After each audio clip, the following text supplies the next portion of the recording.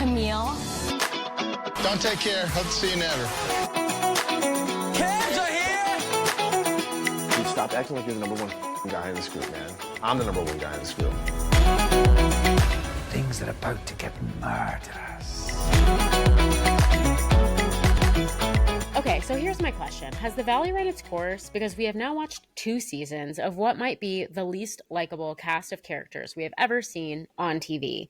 We have watched domestic abuse right before our eyes. We have watched the conclusion of the most toxic relationship anybody has ever seen. And I even think that amongst themselves, the cast don't like each other.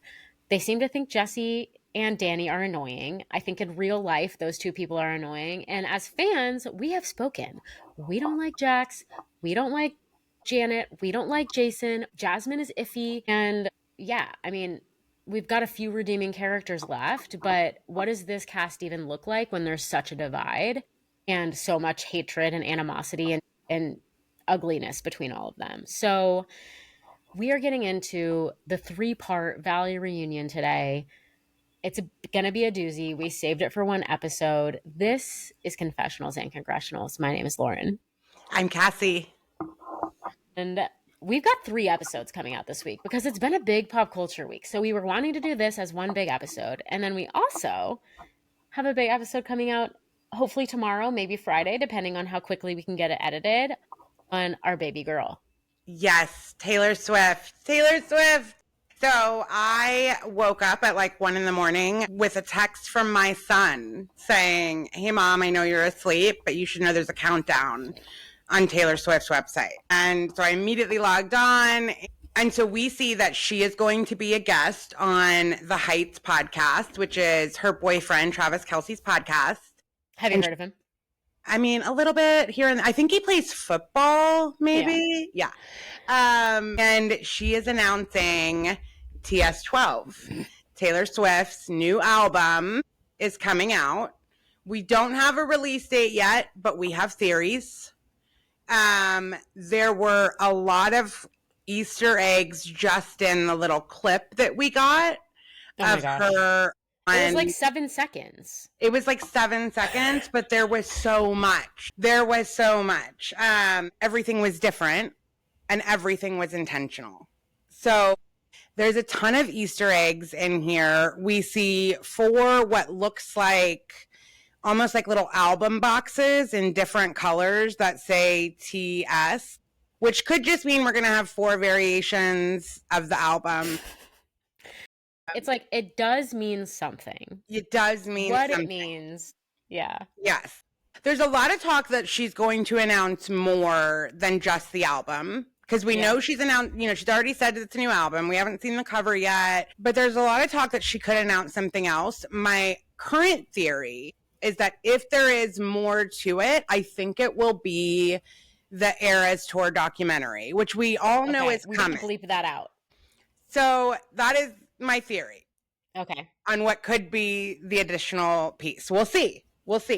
So when we talk, we're going to watch the podcast tonight and see what she says. No matter what she says, there's going to be other clues that I will be deep diving.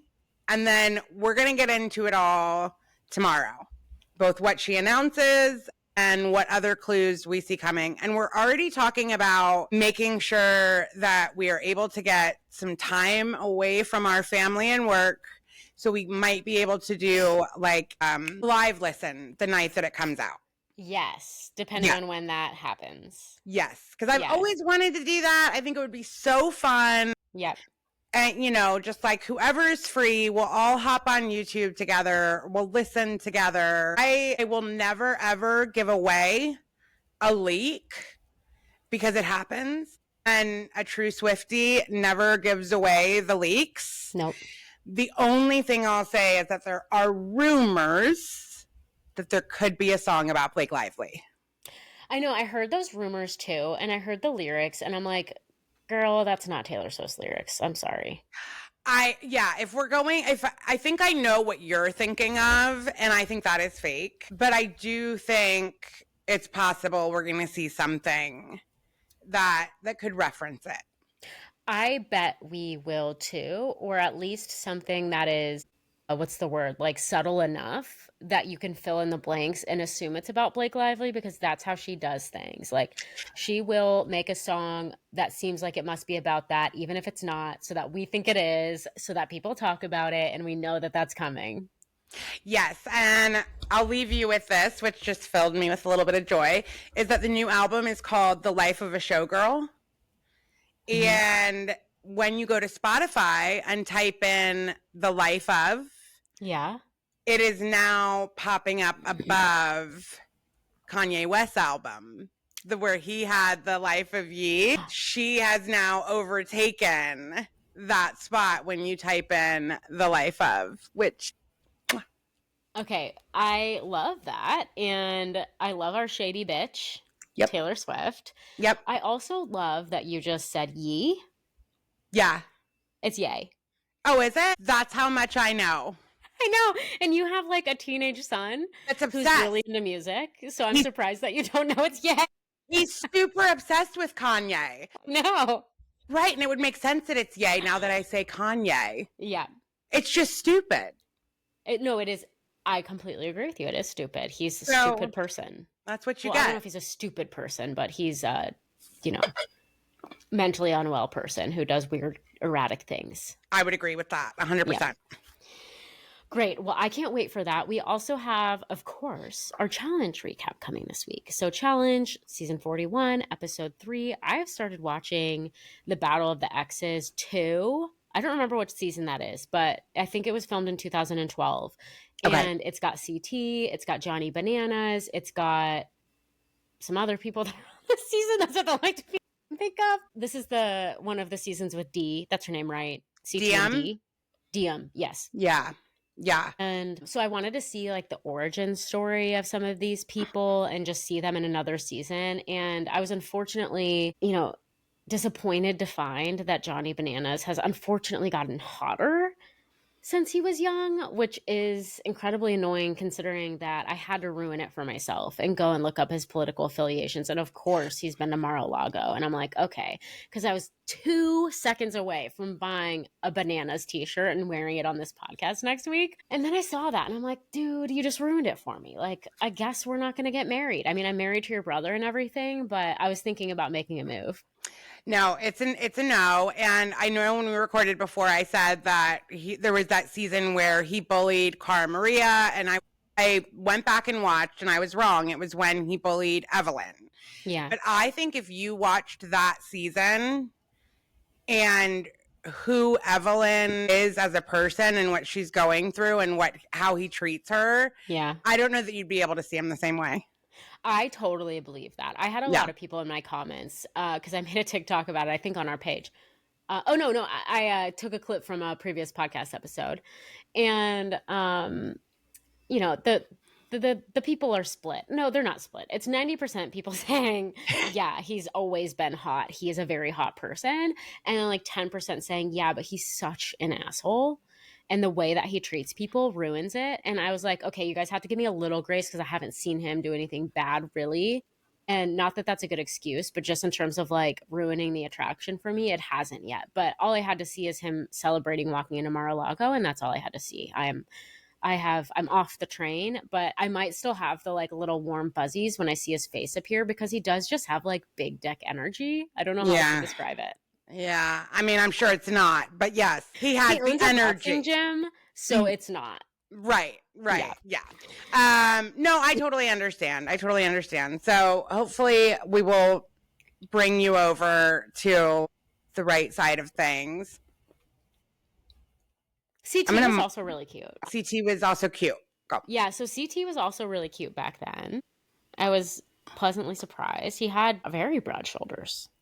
Yeah. And it, like, if you've watched him from the beginning, it is nice to see the way that his temper has cooled, because he used to be a hothead to a degree that was a little worrisome. Unattractive. Yeah. Yeah, I don't like a hothead. So, and I know that he had that reputation, and Bananas on the interview that I was watching him on was talking about how they have like a rivalry. He like thinks they're fine, but then they end up having a rivalry. And honestly, keep Bananas on his toes. I love that for you, CT. Honestly, like, the bottom line is that no matter how many times Bananas wins, we're always going to have the clip of him being CT's backpack. Right. And because of that, like, I'm sorry, but I'm always going to view CT as one up because that was just one of the best clips in challenge I history. forgot that was Bananas. Yeah, that's Bananas. Okay, that makes it so much more satisfying, actually. Yes, it does. That is so funny. Okay, well, let's get into the reunion because we have a lot to cover. I've already sort of vented about how Zach being at the end is so annoying. He doesn't deserve that spot. He was a huge role in this season. He played a huge part in this season. The fact that he is all the way at the end is such a diss by Bravo. They obviously, like, they're punishing him or something. He even says at one point, like, why do I have to be on this couch? I don't know if you heard that, but in like the final episode, he's like, why am I on this couch? Switch him out with Jesse. Are you joking me? Yes, 100%. Yeah, I do have some unpopular opinions though. So we're going to see because I don't know that you're going to agree with me 100%. On Zach? No, just on some of the rest of them. Okay, well, I'm excited to see because I've changed my mind a little bit on some things. And so I'm curious if we have ended up actually just back in the same place. Okay. All right. Let's find out. Yeah. So, excuse me. Did you burp? Okay, so let's get into it. So we start the reunion like every reunion on Bravo. Everybody's like getting out of their cars and heading in to get their hair and makeup and everything done. And we get clips of Zach getting ready. And I just loved this part where the hairstylist is doing his hair and he's like, you see how it falls? I want it to do exactly that. And I just so relate to the particularness of what your hair looks like. I get that, Zach. I love that for you. You know, we've seen pictures of Zach throughout the years with his different hairstyles. And he's had some styles, you know, some clearly very intentional looks. And I didn't like them all, but I do like the way he's doing his hair now. And I think he has figured out a good little look for himself. You know, cutting the sides shorter was a good idea. Whoever told him to do that was smart. Yeah, I agree. So, so Andy, so we get there, everybody's sitting down on the couch. So we have closest to Andy are Jax and Brittany. And then kind of going down the couch, we have Kristen, Luke, Nia, Danny. Michelle. And then going the other way down the couch, we have Jax, Jesse. Jason. Oh, yep. Janet, Jason, Jasmine, and Zach. Yep. So that's sort of the order. And if you don't know this, the order matters. They put the people that matter the most at the front, closest to Andy, and then it kind of goes out from there, and that like lineup is important to people. So Andy starts asking them all the opening questions. He asks Jax if he feels good not wearing merch from the bar anymore, which we now know he doesn't work for the bar anymore, and I wonder if they knew that at the time, but they hadn't announced it yet. And he says, yeah, you know, it feels good to be in normal clothes or something like that. Got to rep the bar or something like that. And he asks Michelle how it's going living with Aaron. Apparently at this point they were living together, and she says that it's going great and they have Isabella half the time. And Jax replies, that's not true, like kind of as an aside. And I wondered what he was referring to, if it was about them not being happy, if it was about them not living together. Maybe not half the time, maybe. Because the reunion, this was filmed May 2nd. So at the time that this was filmed, you know, Michelle and Aaron are still together. Jax still works at the bar. It seems like that was a recent revelation because when I went and looked on the Instagram, he was still doing appearances there and whatnot after the reunion. So I think all of that happens, you know, post-filming. Okay. I was wondering throughout this reunion if at this point Aaron and Michelle were on rocky terms. She seems very emotional. She seems on the verge of tears. Like she talks about Aaron like they're still together, but I'm wondering if at this point there was some sort of like trouble in paradise going on. Yeah, from my understanding, I think her mother had very recently passed away. Okay. If I'm not mistaken. I thought I saw on Instagram that was something that had happened. Okay. That would make sense why we see her emotional in Yeah, because you don't often see that, but she looked like she was on the verge of tears basically from the first question she got asked. Andy asked Jesse about his droopy drawers and if he's replaced his underwear.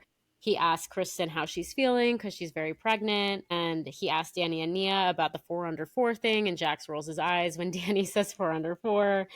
Or he sighs or something like that. He congratulates Jasmine on her engagement and he comments on Janet's weight loss. And this is when we get Janet saying the infamous Adderall and Pilates line that we've seen teased everywhere. And I was thinking about this and I think, listen, I know that this is uncouth. I think she probably took Ozempic. I think that saying Adderall and Pilates makes her sound like a cool girl. That is the persona that she is trying to put off. Like, there's a persona that she wants people to think about her. That saying Adderall and Pilates is like vintage VPR. It's what cool girls would do to lose weight, like all that kind of stuff. It's dysfunctional to say that. It's not good. I didn't like that. I don't like the idea that people are using Adderall to lose weight. That's really shitty. It's shitty to perpetuate that. Like, just say Ozempic, which is actually for losing weight, because I feel like that's what happened. To say you're abusing Adderall to lose weight is so lame. I 100% agree with you. And first of all, like, I think they're two totally separate things. I think saying that you're using Adderall to lose weight, I agree with you. Like, I hate all of the connotations, everything that you've just done with that. And then the other side of it is like, if you're embarrassed to say Ozempic or whatever, then just don't say anything. You don't have to roll with this.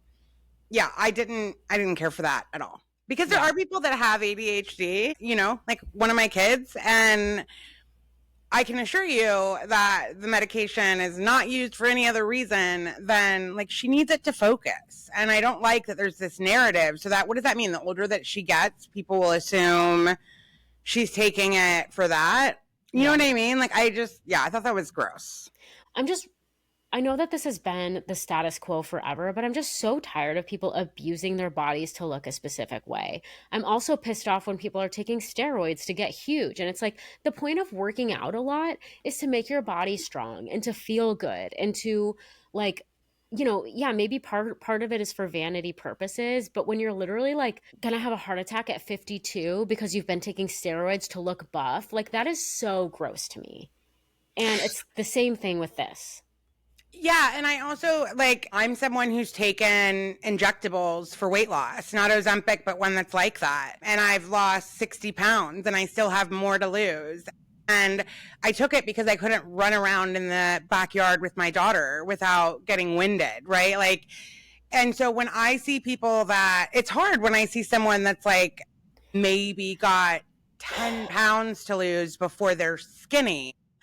Yeah. It's a little bit like, I mean, to each their own, but at the same time, it feels a little bit like they're there for those of us that, you know, and also if you do need it to lose weight, I don't think you need to be ashamed of it. I think we like have this culture that feels like it means it's an easy fix. And I've told you before, like, it is hard to be on that medication. You're not loving life when you're on that medication. So I don't think you have to be ashamed of it and think that it means you took the easy way out either. And you just like almost make it seem that way when you're scared to say that's what it was. Right. Retweet everything you just said. Toxic beauty standards. And I get it.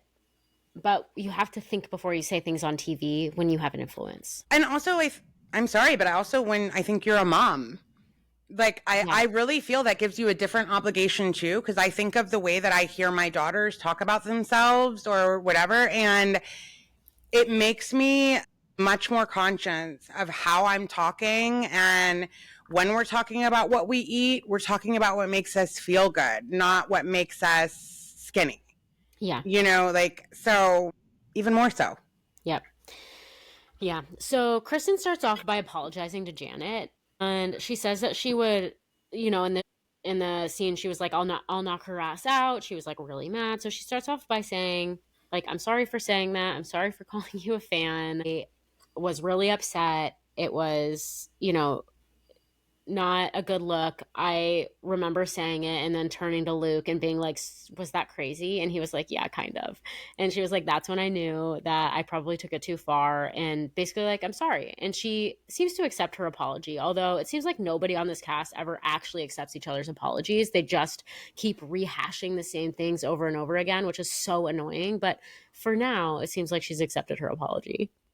Yeah, and it's another moment where I'm just really glad that Kristen has Luke, because I do think she's found somebody that can say to her, yeah, that was probably too far. And she's like, okay, I know he's right. So I love that for her.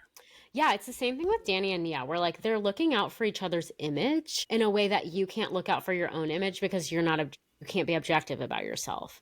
But somebody else is watching you do something, like, you need to calm down. Yes. Yes. You're going to say something you can't take back. Yes. Yeah. So Andy asks about the status of Brittany and Jax's divorce. We kind of get right into it here at the beginning. And Brittany says that Jax called her, another clip we've seen going around, saying that he's prolonging it because if he gets kicked off the show, he wants to be able to collect alimony. And he's like, that's sort of true. And she's like, that's exactly what you said. And he's like, kind of going like this, and he's like, fine, if that's the story that you're telling, then I guess it's true. And it's like, that's such a fucking douchey way to say, like, yeah, that's what I said. Just not if it's the thing you're saying, then I guess it's true. You put the responsibility right back on her when you're the one that said it. Yep. I have a lot of qualms with Jax, and I have been holding compassion and, love in my heart for all people who are struggling. But this little douchebag is such a little douche, and we'll get into all of that. Yeah, I think we're going to disagree. So I have to say, like, before we got on today, because we had briefly talked about episode 1, I focused in on 2 and 3 a ton. Okay. So that's where my head is, more so than 1. Okay. And I definitely walked away a little different by that. Yeah. My whole takeaway isn't fuck Jax, by the way. Okay. I just think that in these moments when that was also more humility than we usually see from him. Yeah. But it's still annoying. Yeah. Like, if it wasn't Jax, if we were just holding him to a normal person's standards, that would be a really annoying thing to say. I agree. So, and then Brittany's like, I'm already shaking. And he goes, you should be. Do you Jax remember says that? No. Yes. He says, you should be. Yeah. Don't love that. Yeah. So Jesse and Michelle get into it. Michelle says he's always trying to win. People always like him. It's his charm. She knows the real him, like all of this kind of stuff. And she's like already on the verge of tears. And yeah, they get into it back and forth. I'm kind of bored with their whole thing. I feel like I wish that less of the reunion was spent on them. I completely agree. I'm just not invested. Yeah. Yeah. Jesse's like quite a character. Michelle's pretty boring, and I think that the way that they hate each other and can't agree on anything is just not entertaining to watch. I don't even know what's going on. I can't even make sense of what you guys are even fighting about a lot of the time. No, and they were never like clear enough in what really brought about the breakdown of anything. Like, yeah, I get that he would go to long lunches, but there just wasn't enough. Right. Yeah. It just wasn't enough for me to care. Like, you both just seem like you're both so self-involved that I'm not sure how either of you ever thought this would work. Good point. You know? Yeah. So then they're talking about Kristen being pregnant and whether they're planning the wedding and stuff. And they're like, no, absolutely not. We are getting through this day by day here with the pregnancy and everything. She's like, I feel like I've been pregnant forever. And like, boy, when you're at 9 months. Oh my God. I've been pregnant since I was born. Yes. I don't remember when I wasn't pregnant. Yes. Yeah, 100%. You're over it by then. Like, it's been a beautiful, magical journey right up until like those last 3 weeks. And then it's just like that Friends clip of Jennifer Aniston, where she's like, get out, get out, get out. Like, yeah, done. Janet is asked at this point whether Kristen will be a good mother. And Janet says yes, that she's a great pet parent and she thinks that she's going to be an amazing mother. And we get a lot of dialogue throughout these 3 episodes about how Janet is different on screen than she is in real life. And how Kristen was like, she's an amazing friend, thoughtful, kind, all these things. And then we get on screen and she's different. And I do wonder what's going on there, because it definitely seems like that is a consensus that the cast has come to, that whatever's going on for Janet, this is not what she's typically like. And I wonder if being on TV and getting all of this attention and pressure and people not liking her and all these things has like warped her perception of what's happening in a way that's like difficult for her to see that she's different.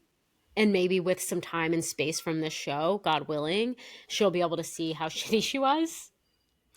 Well, and she's also been friends with a lot of these people for many, many years, including like Sheena when she was on VPR and things like that. So I'm guessing like all this time that she has not been on film, she has been friends with people who have said things to her about like, you know, think about like Sheena maybe telling her at one point, we had to manufacture this fight because I wasn't going to be a season regular if I didn't start to get like, so she, I think, is familiar enough with how reality TV works. Like she came in almost too cognizant of it. Yeah. And I think that was her downfall. Yeah, I think so. I think that could definitely be true. So yeah, we get a lot of that. We get back to like Jackson, Brittany going back and forth and about him not using condoms and all the women he's sleeping with and how many baby mamas he's going to have because Danny says that he wants to get a vasectomy and they're like, we should all go get them together. And this whole Not the worst idea. Not the worst idea. I love that idea. Nobody should be sleeping with Jax. But yeah, I love that idea. Jax all of a sudden is Danny's BFF when he wants to go get a vasectomy with him. It's so annoying. And then this is when she says, I wouldn't touch that dick with a 10-inch pole. And yeah. Yep. And you're like, well, they are dumb and trashy, so that makes sense. Janet talks about losing 70 pounds, including the baby, and we get a little talk about the mommy makeovers. And so it sounds like all the guys are going to go get vasectomies and all the moms are going to go get mommy makeovers. I love it. Go for it. Honestly. Yeah. Andy asks Michelle if they've talked about having kids, her and Aaron, and she's like, yeah, maybe one day. It's sort of wishy-washy. Again, I'm wondering, like, is there something going on here? Because you were on the freaking Aaron train mere months ago. You guys were moving in, you're getting married, like all that kind of stuff. So yeah. This is when Jesse and Michelle get in a back and forth about whether or not Isabella can see her mom before she passes. What is your takeaway from this? To recap, he's trying to pin Michelle down and make her look bad. He thinks that it makes her look bad that she was like, I'm not going to let Isabella see your mom ever if you're not going to let her see my mom before she dies. And all the women on the cast were like, yeah.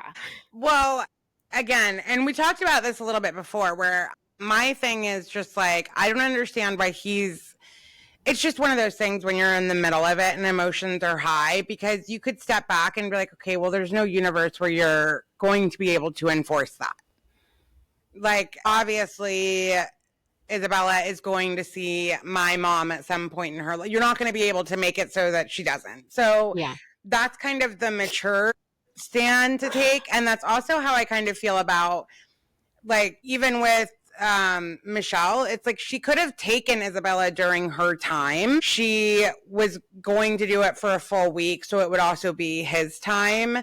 And now she's going to make these kinds of threats, which to me is just as immature. You saying, so there's just a lot of it all for both of them just comes back to a need for control. They're both really obsessed with being the one that gets to say how things are going to go. Yep, I totally agree with that. Yep, that's exactly what I had noted. So then we learn that Jesse is representing himself in the divorce, which we've talked about on a previous episode. But just the cast is so eye rolly about this. They're like, of course you think that you can represent yourself, you arrogant asshole. But I guess that's relatively common with how expensive divorces can be and stuff. Michelle does say it's been very expensive for her, and obviously Jesse, they get in a lot about Jesse's money issues. Whatever, I don't really care. Apparently Jesse spent all their money and he's trying to get more money from her or whatever. Yeah, you guys are douchey. Your money problems are not, I'm not interested in you having spent $150,000 on a 50-person wedding and then having regrets about that. Yeah, I totally agree. And the same thing, like they both don't look good when it comes to the divorce, because I understand, like if they went to trial, he has to get an attorney, but you're like her attorney is probably charging her $150 a 2-sentence email reply, you know, and Jesse's not spending a penny to send that email. So that part makes sense, but they're both just, again, just taking advantage and being so power struggle and not realizing that, like, at the end of the day, a judge is not going to care who had an affair.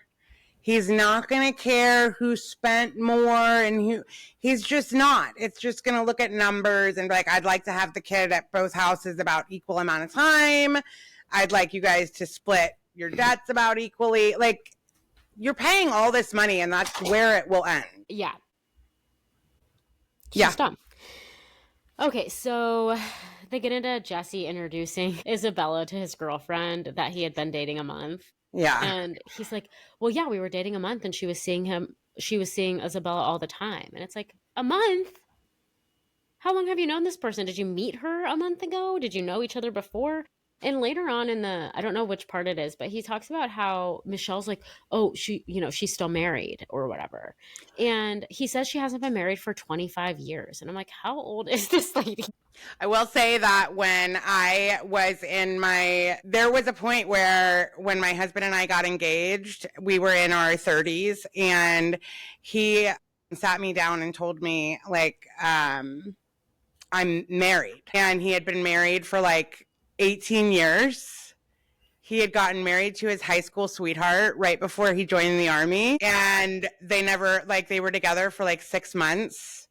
Oh, no. And never got divorced. Oh, no. So that was like 20 years. Like, we had to go find her and be like, can you sign this? Like, oh my gosh, that's funny. So I don't know. Like, you know, I'm thinking like that was like 20 years. We were only in our like mid 30s, but he was like 17, 18 years old, right? So 28, 30, yeah, something like that. So yeah, I don't know. It seems like a really long time. It does. Because it does. Most people are getting married in their early 30s, especially in California. Yeah. You know, so it's just a very long time. There's got to be more to that situation. That's weird. Yeah, for sure. So at this point, Brittany says that Jesse's girlfriend says a lot of mean things behind his back. Oh, yeah. This is where we get that clip where they called Sheena. Right? Isn't that when they show that again, too? Yeah, and she was just saying, like, she says a lot of mean things behind your back. She says she doesn't want to sleep with you. She says this and this and that. And I do just feel bad for Jesse. I feel like whatever is going on isn't a good situation for him. And he doesn't seem like somebody who makes very good decisions. I totally agree. At the same time, I think, like, Michelle, like, plays the victim so much with the comment he made about taking money and sleeping. God, yeah. Like, she's a victim in that situation, and it feels she doesn't mind saying things that are not going to feel good to him at all. You know what I mean? Yeah. So it just makes me, again, I think this is where I become uninterested in both of them, because I'm like, you're both villains. I don't know who to root for here. I don't like either of you. Yeah, I totally agree. Let's move on from them. So Jesse, now I can't get his name out of my mouth. Jason jumps in and says that I just wanted to point out here the way that Jason will ride or die for anyone but Danny. Yeah. So at this point, Jason jumps in and he's like, because they're talking about how sometimes Jesse will like fake cry. And he jumps in and he's like, well, to be fair, it's an emotional situation. You guys had only been separated for 6 months, you know. It's fair. Like, he probably was crying. It probably wasn't fake, kind of a thing. And I'm just like, this man, he jumps in and protects Jax later, and we'll get to that. But it's just like, this man is not seeing reality very clearly. I can just be sure of that. Pisses me off. I went from at the beginning of the season liking Jason fine enough and being like, I wonder why he's married to Janet, to being like, he's annoying. You know, I still kind of, and maybe I saw it more, you know, a lot of the times when you watch these shows a third or fourth time, you pick up on things that you weren't watching the first time because you were focusing on this person that was talking or whatever. And so I watched episode 2 and 3 quite a few times, and there were quite a few times where I saw Jason and I still got that same vibe of this man who's not very confident in himself and almost looked kind of sad. Mm. And so I think he just is trying, I think he is trying to be what he perceives as a good man, standing up for his wife. And unfortunately, like, she's not on the right side of things. Yeah. So, yeah. So now you're getting paired in and grouped in with her, and nobody likes her, so nobody's gonna like you. Yeah. And Yeah. it made me sad for him. He looks sad. Yeah. So at this point, Andy asks about the boys' chat.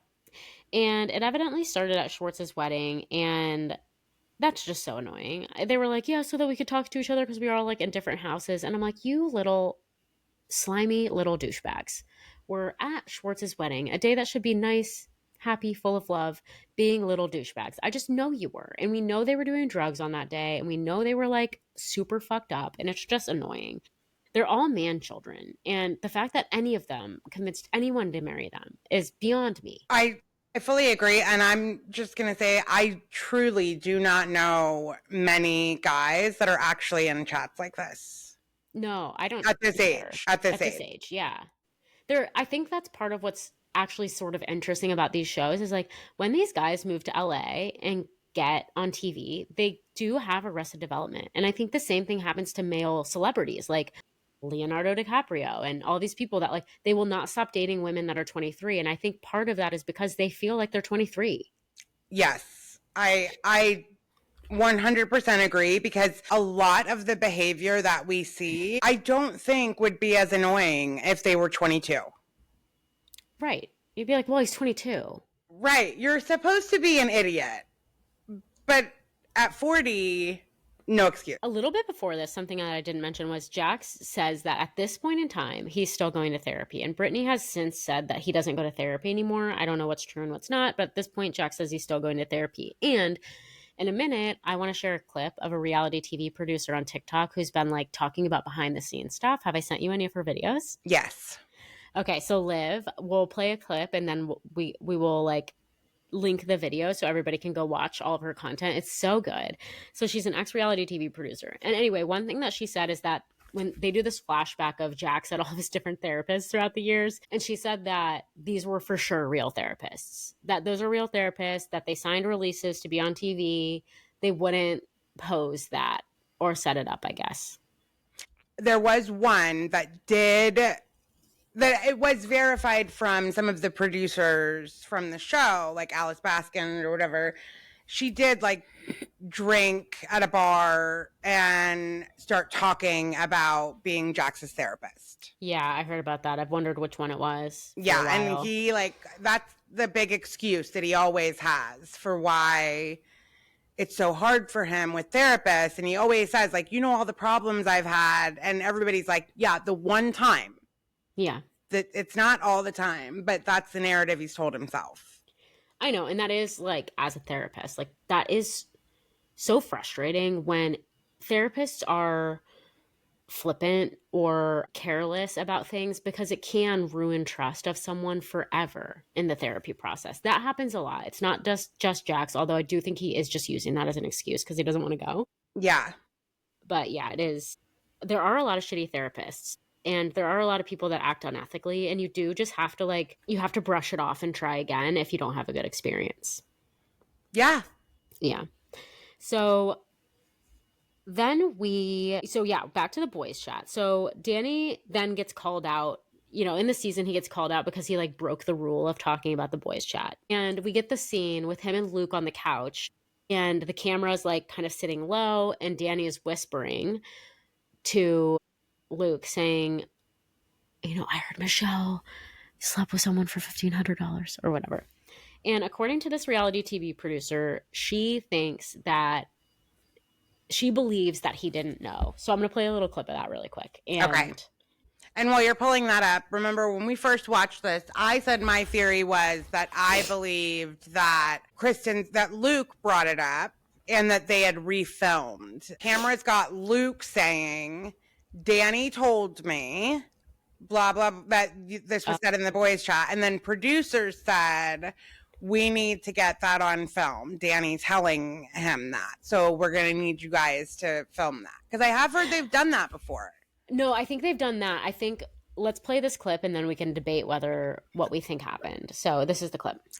Actually believe him. And I think what happened is they wrapped the scene, and either sometimes you can judge all you want, but sometimes you know that the cast is not, that they're withholding something because they don't want to say it on camera. And I think this is a case where maybe the producers knew that and purposefully did what they did. I think it was probably intentional because of how it's set up. You can hear someone talking to his kid in the background. So I do believe that they were like, let's put cameras down. We'll be done. Whatever. We're going to go deal with your son. Audio and the video is recorded totally separately. Yeah. So then she goes on to say, like, because Danny had a mic on, and she goes on to say, you know, he is an actor, but on movie sets, they treat these things completely differently. They're not usually live mics. On reality TV, they are live mics. And so he does seem a little naive throughout this whole reunion series. I feel like he seems naive. He seems to think, like, him and Nia think that people have good intentions, you know, all of that kind of stuff. And then when they backstab them, they're surprised, i.e. Janet. And so she's saying, like, yeah, he probably didn't know he was being filmed. The producers probably didn't ask him to say that, but maybe they prompted Luke to ask about it or something like that. Yeah, I could see that. I could definitely see that. I definitely don't think he did it with any malice or intent for it to be on the season.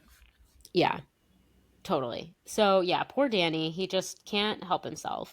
So Andy starts asking about the big fight where Brittany outs Jax's addiction, which was after this is the thing that we saw part of it on camera, but the part where he broke all of the things, and she sort of catalogs all of the things that got broken: the Stanley Cup, the chair, the bench, the phone, the laptop, pushed me in the bush. And I saw somebody on Reddit talking about how what they think probably happened was Brittany, like, he was probably trying to keep Brittany from contacting somebody to get help. Yeah, I could see that. And trying to keep her from leaving. Yeah. With Cruz in the fucking house, which is just disgusting. And he was like, I couldn't help myself. I couldn't control it. And it's just like, when this gets cataloged and he doesn't deny any of that, which even if he did, we wouldn't believe him. But like, that is just so textbook domestic violence that, you know, at this point she says the word abusive, that he was extremely aggressive and abusive. And it's like, thank you for saying that, because us skirting around what this is not helpful.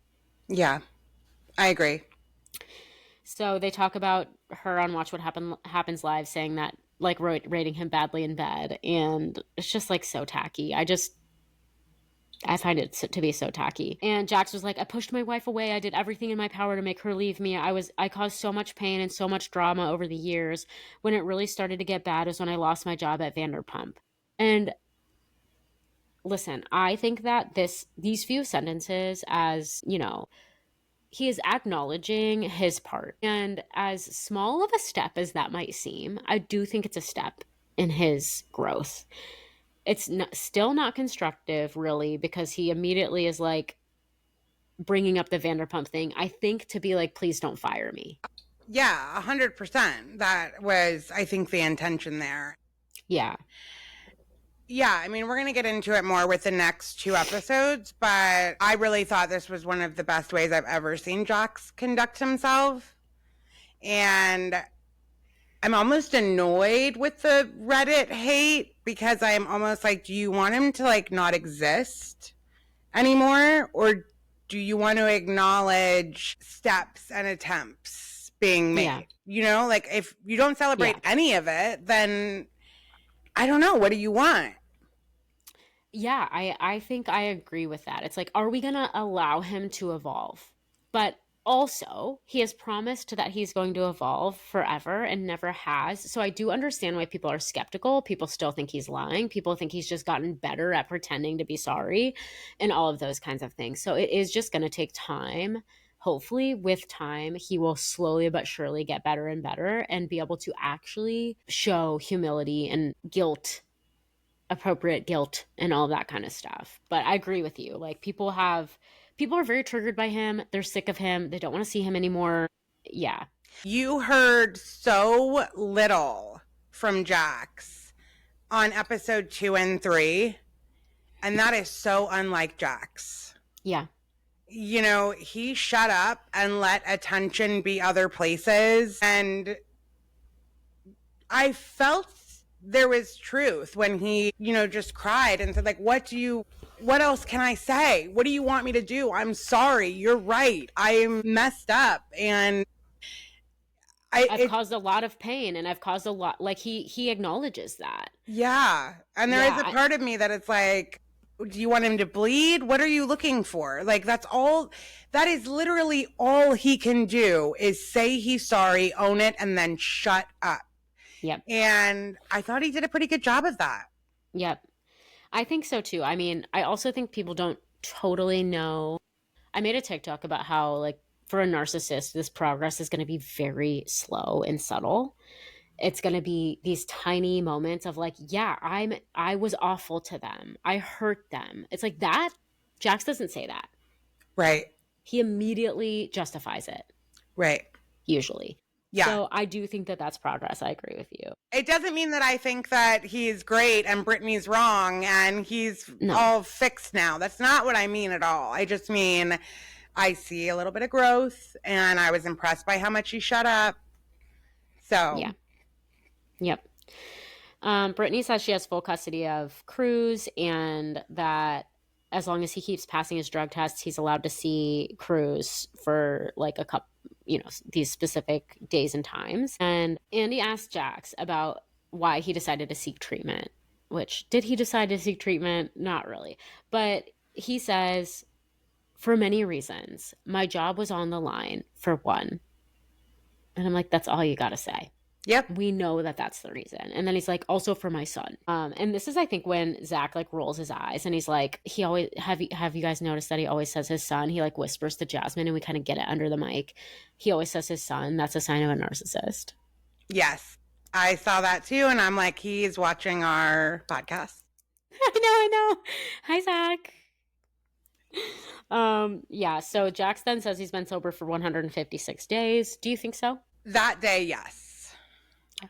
That day, yes. He felt very solid in the number. He didn't do the, like when he's on his podcast and he does the, I think it's been about, that's when I'm like, you're lying. When he's like, so how long has it been? He's like 156 days. I'm like, that is somebody who is counting those markers. Yeah, that's interesting. I wonder if you get to a certain point and you don't, and you kind of lose track because you're more solid in it. I don't think he's there yet. Yeah, I don't know either. I don't know either. I mean, I definitely don't. I don't even know how many years I'm sober. I can't remember if it's 6 or 7 this year. In fact, today or this week is my soberversary. I can't remember even what the day is. Oh, wow. But that's just me. I'm not good with numbers. I'm not. Those but are the things that I really tracked. Years. Don't you think that when you were at like 90 days and 120, like you probably, you don't think you were more. Me, okay. Maybe somebody. I mean, other people. For sure, people that are working the program, they know. Yeah. I didn't work the program the same way. Right. Right. And he says he is. He says he's got a sober coach and he goes to AA and all of that. So it's like, I want to believe him. I do. I want to believe him. I want to believe that he has made the steps. I want to believe that even if he has relapsed since then, he's back on track. I want to believe him. Well, and I think that's a big part of it too, is that like, I don't want him, like, relapse is part of the journey. And it doesn't mean that you have to go back to where you were. You just, okay, like, let's get back on there and keep going on this journey and not just give up.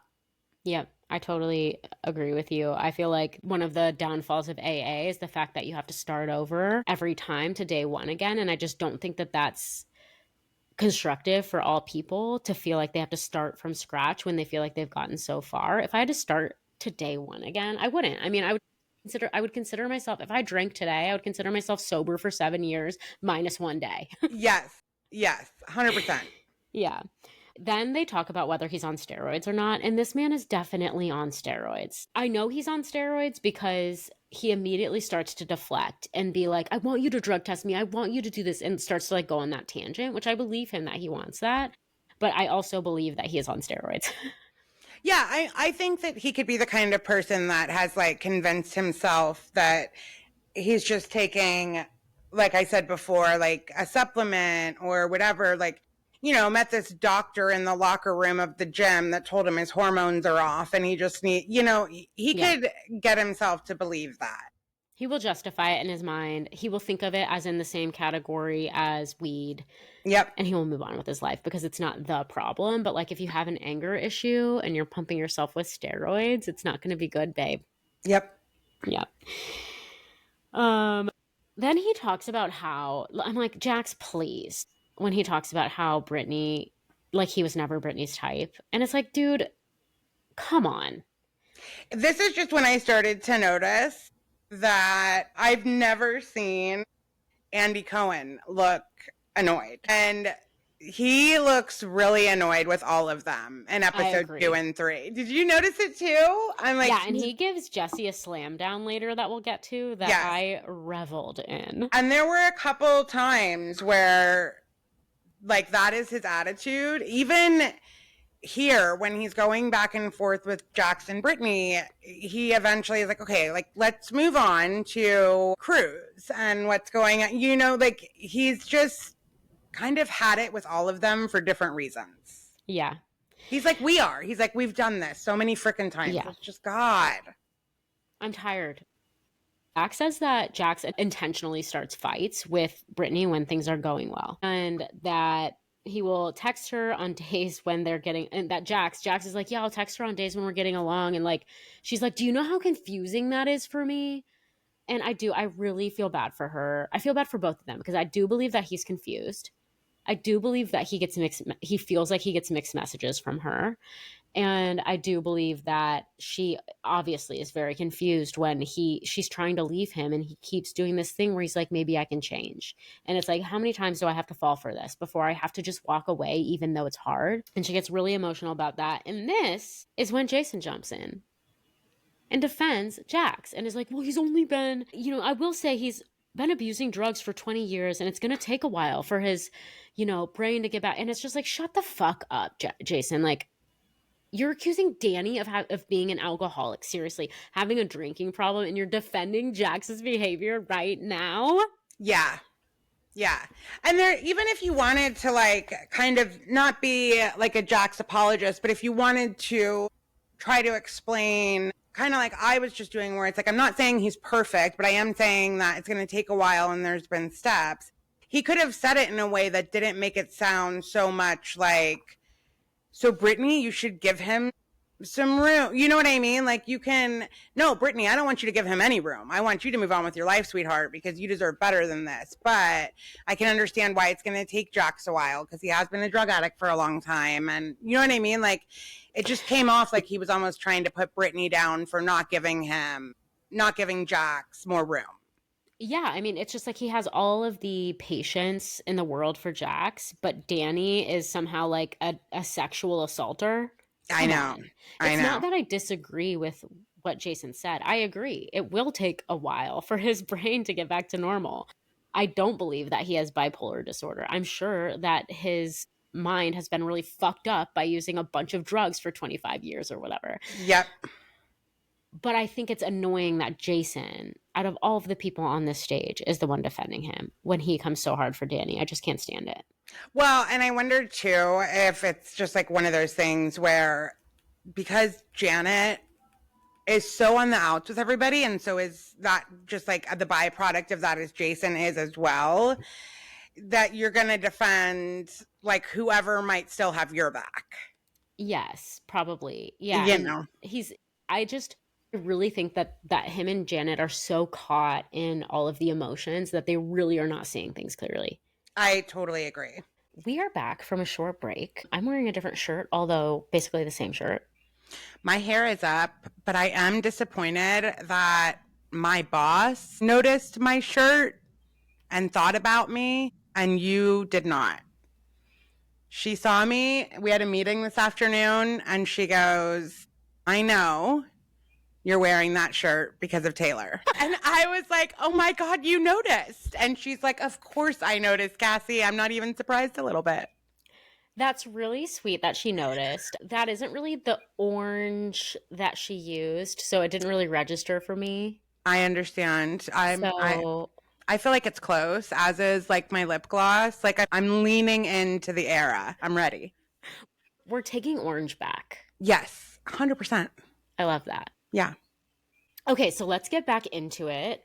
We had to take a brief break because we have lives, children, jobs, the whole thing, etc. Yep. But here we are. Okay, so where we left off, let me just pull up. So Andy's talking to Jax about his drug use, and he says, so you were doing coke while filming. And he says this as if he's surprised. And listen, Andy, I'm not buying it for one single second. Everybody knew people were doing it with him, and Andy probably has done it with him as well.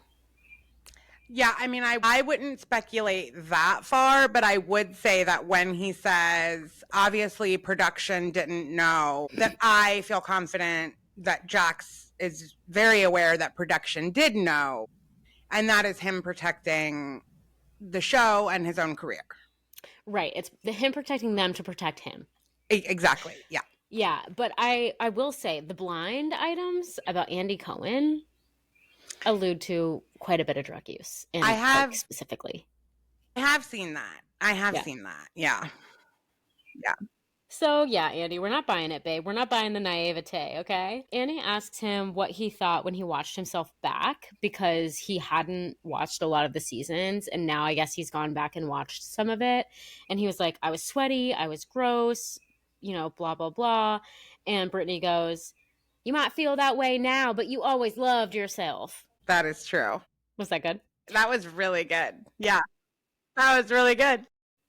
And so Brittany said that he would leave her every 10 minutes at dinner to go to the bathroom and do coke. Yeah.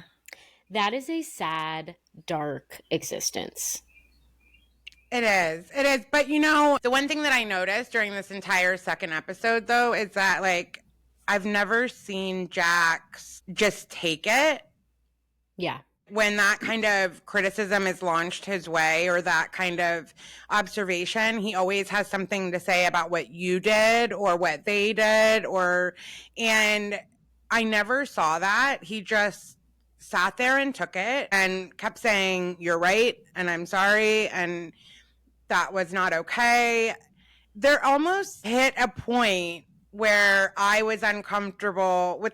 I know that he has to take accountability, and I am all for it, but it almost like made me uncomfortable. How uncomfortable he had to be, just getting all this launched at him and just sitting there and taking it. Yeah, and not being able to go out after this and get wasted, Yeah. Not being able to release all of that energy and that discomfort. I think, that's a lot. That's what I've been thinking about a lot is like he's avoided the feelings of discomfort and guilt and shame for so long that those feelings probably feel so much bigger for him even than they do for us. They probably engulf him. And I just can't imagine. I hope that he stayed sober after this, but honestly, I wouldn't blame him if that was very, very, very triggering. Yeah, absolutely. And I also wonder, I sincerely hope that he has people in his corner, because as much as I do think he has to take accountability and he has probably lost a lot of these relationships and people, that doesn't mean that I think he deserves no one. Like, he needs a support system. If what people truly hope is that he gets better, then he's got to have some sort of support system around him. And I mean, it sounds like he does have some people. He has Jason, it sounds like. But it's like if he keeps burning bridges with people, then he's going to have a really hard time. I think that Kristen will come back to him as soon as he stops being abusive to Brittany. I do too. I got that impression the entire episode. Like when she was saying, just stop treating her that way. I do care about you. I do love you. And I also found Jax's tears to be genuine. when he like struggled with, I miss you guys and we used to be so close and I know that I'm the one that messed it up and I know that, and it felt real to me. I agree. And I don't know if we're just getting totally tricked. You know, I've seen a lot of commentary online from people that do pop culture analysis, people that like Prozac Barbie. I don't know if you know who that is. She does like really good and really in-depth and thoughtful cultural analysis on, especially I've seen her stuff on the Valley, and she was talking about how she's like, people like Jax shouldn't be allowed to go to therapy because all they do is weaponize and manipulate what they learn in therapy against people. And she was talking about a book she read and how in that book, the therapist, I think they were a psychologist, talked about how like their specialty is treating people like this. And they so rarely get better because they use it to manipulate. And that is the narrative, especially about narcissists. You know, I got a lot of comments on my videos about how narcissists never change and therapy doesn't work on them and stuff. And I don't think that that's true. But I do think that there's just like, not all therapy works on them. Not most therapy works on them. Like, they're going to need a very experienced, very smart, like well-educated in narcissism therapist to treat them. And it's going to take a really long time. But I do think that I see like these small changes, and I hope that, you know, we are seeing the best in him even when he doesn't deserve it. Well, and when you mention like that Prozac Barbie, like, so then what is her, if he shouldn't be able to go to therapy because he would weaponize it, then what should he do? Right. It sounds like the answer is not exist. Yeah. That doesn't work for me. I can't. I'm not throwing anybody away. Yeah, nobody is too broken. That's what we're trying to convince ourselves of as we watch him harm people over and over and over again. And like, we don't want to minimize that, but like, we are holding that space that he might get better, and that he's never going to get better if nobody believes he will. Right. And two things can be true at the same time. Like, I think he can genuinely mean everything that he says when we watched him in this episode, and then in 2 weeks he can end up using again and hurting someone. And so then there would be people that would say, see, you got tricked again. And right. I would still say, no, I still think that he meant what he said in this moment, right, and wasn't able to carry it forward, right? But again, like I said earlier, it does not mean that I think Brittany should put up with it. Does not mean that I don't think she's the victim in this. It just means I would like for him to get better, because I don't think the option is not existing. Yeah. So we get a flashback to the last season of The Valley when he's berating her for drinking and, you know, projecting and doing all of that shit, which was so hard to watch. And it actually was such a reminder of how dark even the first season of the show was. In some ways darker. Yeah, I agree. I think for some reason. And she says that she always was having to apologize for him, apologize for his mistakes, apologize for all of the stuff he did in public. And all of a sudden it was my responsibility because I was his wife. And to that I say, like, no, it's not. I think that is part of her codependency, and the idea that like she had to cover for Jax and protect him all of this time. She didn't. That part of the reason that he was never held accountable is because she protected him for so long, and because she covered for him, and because she defended him. And it's like, yeah, if you have somebody in your corner doing that for you, then what incentive do you have? And if you have somebody in your corner for you telling you that what you're doing is, or like telling at least the public that what you're doing, you did it for a reason and blah, blah, blah, blah, blah, you can easily convince yourself of that. So it just always goes back to this thing of like, they both played a role in that dynamic. And the sooner that she realizes her role, the better off she is going to be to not repeat it. I agree. And we saw that, you know, all the way back on Vanderpump, all the time. So I mean, it's good that she's finally seeing it, and hopefully she can take a minute to reflect on why that was.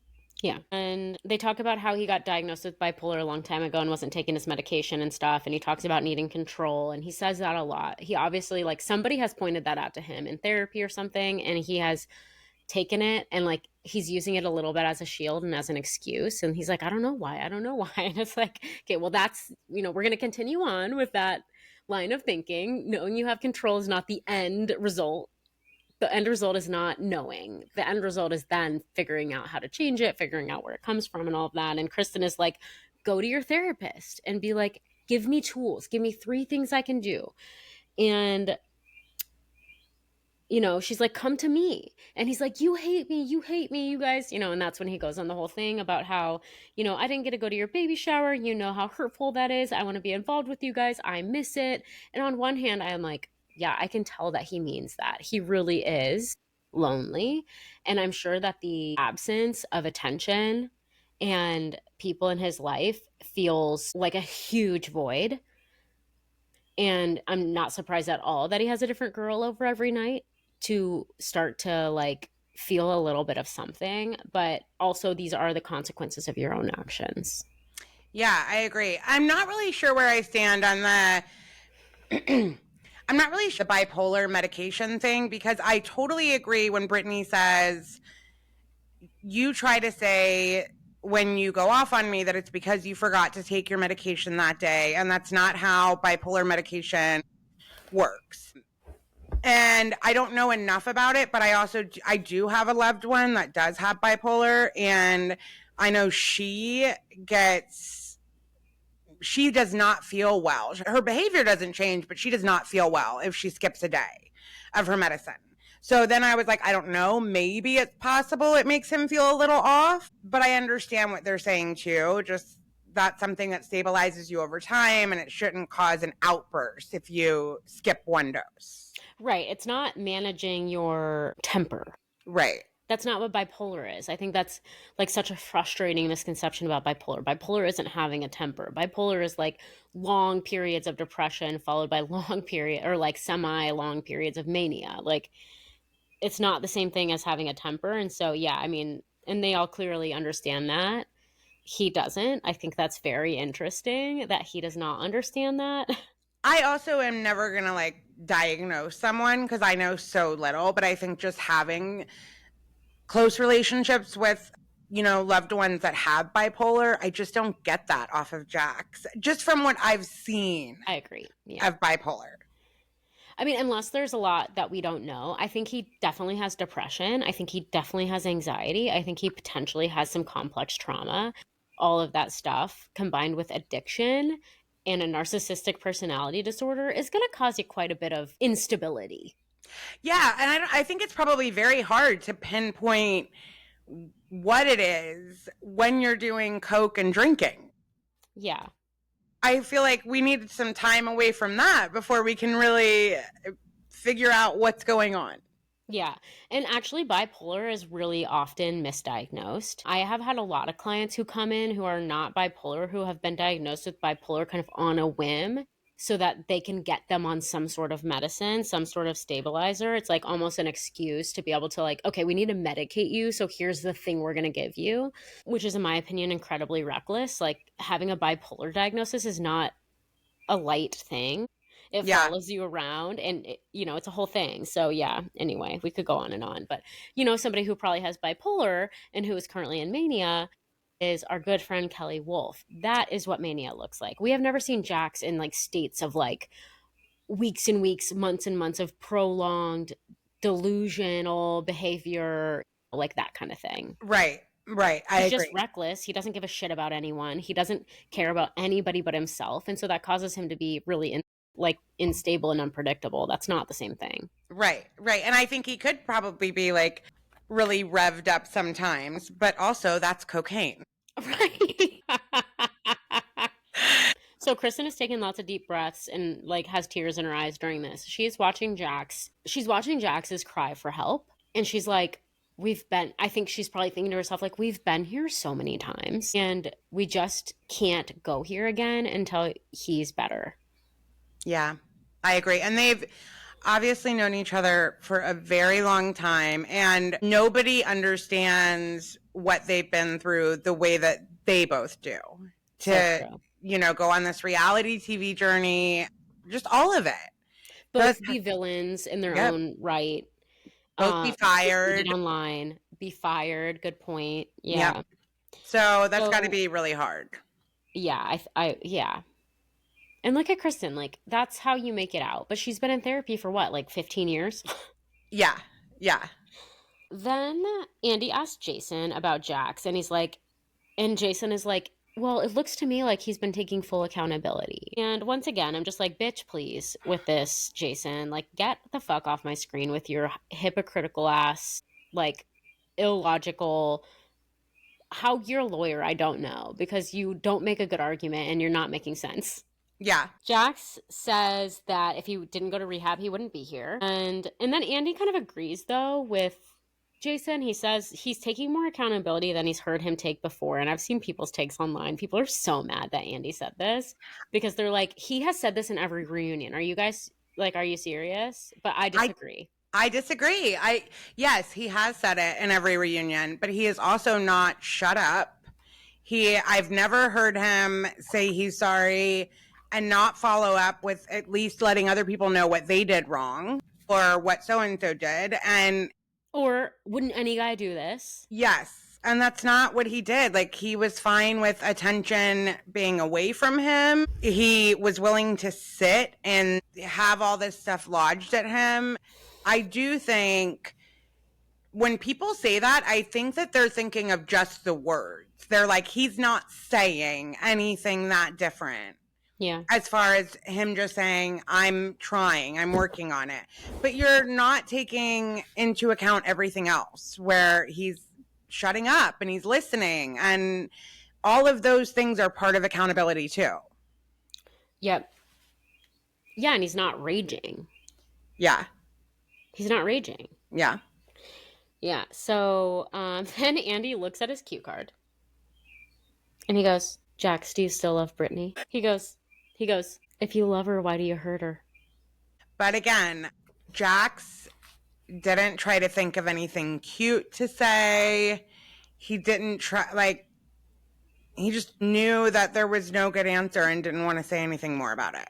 Yeah, and he didn't say something that would, like, further victimize himself. You know? Well, of course I love her. I've always loved her, you know, anything like that. Like, she chose to end this marriage. She decided to leave me. She decided, you know, all that kind of stuff. She took my son away. Like, none of that. Right. He almost, like, accepted that he doesn't know the answer to that. Yeah. And so he's not going to give you a bullshit one. All right, Jax, you're really getting us, bud. Okay, so then they switch over to the topic of Cruz's autism, and Brittany lights up, and she's talking about how she wanted to go public with the diagnosis because she knows that a lot of parents, like, miss out on diagnosing early and miss out on the early intervention, which is totally true. And she says that a lot of parents are in denial, and she says that when Jax was in rehab, that's when she kind of finally got Cruz assessed. And I do think what she didn't say, but what I'm reading between the lines, and I think we've talked about this before, but I think that Jax was in denial. I don't think Jax wanted to accept that his son had autism. And I think that when he went to rehab, it gave her the ability to get him assessed. And it sounds like Jax has, like, come to terms with it now, but I bet he was very resistant to that. Yeah, and I'm not sure if maybe that is also a guy thing. Both of my kids had speech delays and they're not autistic. They're both fine now, but both of them needed speech therapy and they have different dads.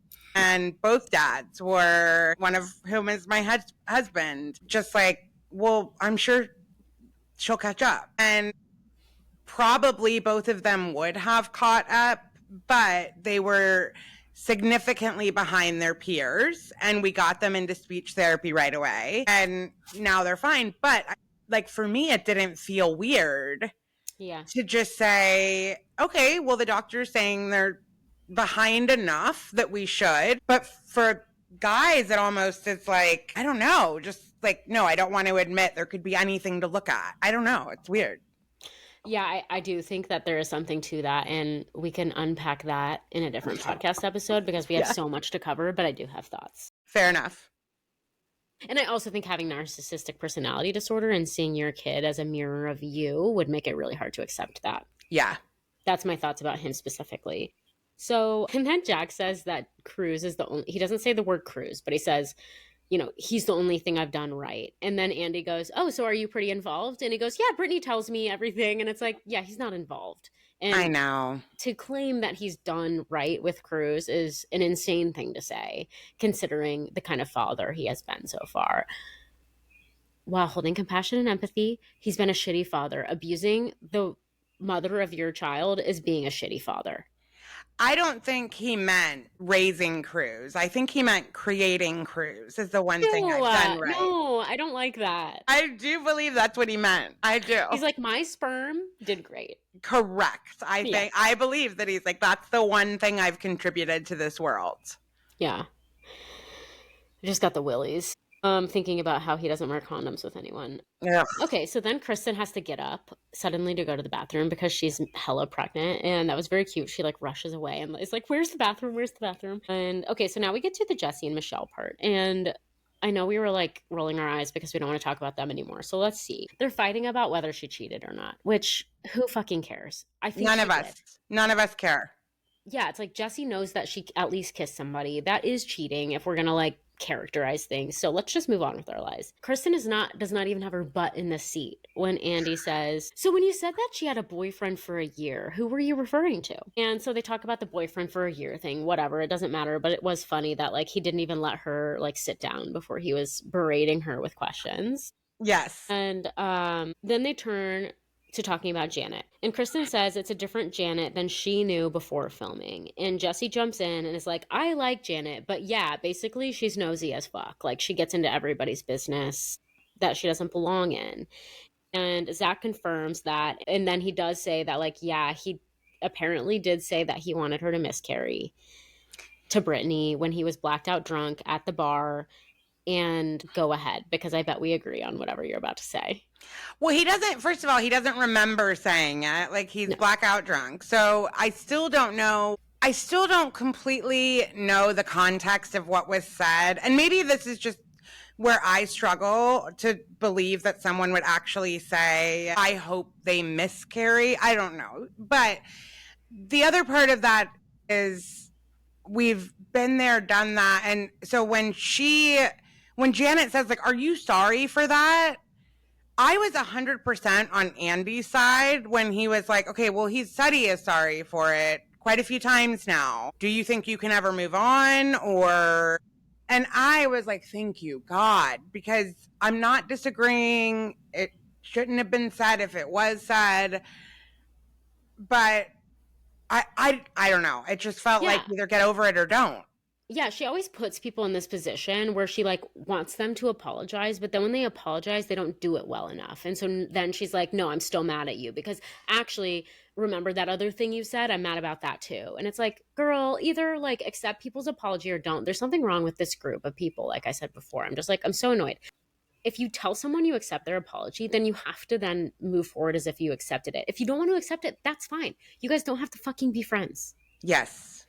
Driving me crazy. Yeah, and Andy literally has to like interrupt their fighting because they're going back and forth about it. And yeah. So. And this was like this was either the first or second time that I really got a vibe from Andy of like that he was feeling what the audience was like, almost like, is it worth it with you guys? Like, what the fuck? Like, this is annoying. We've done this.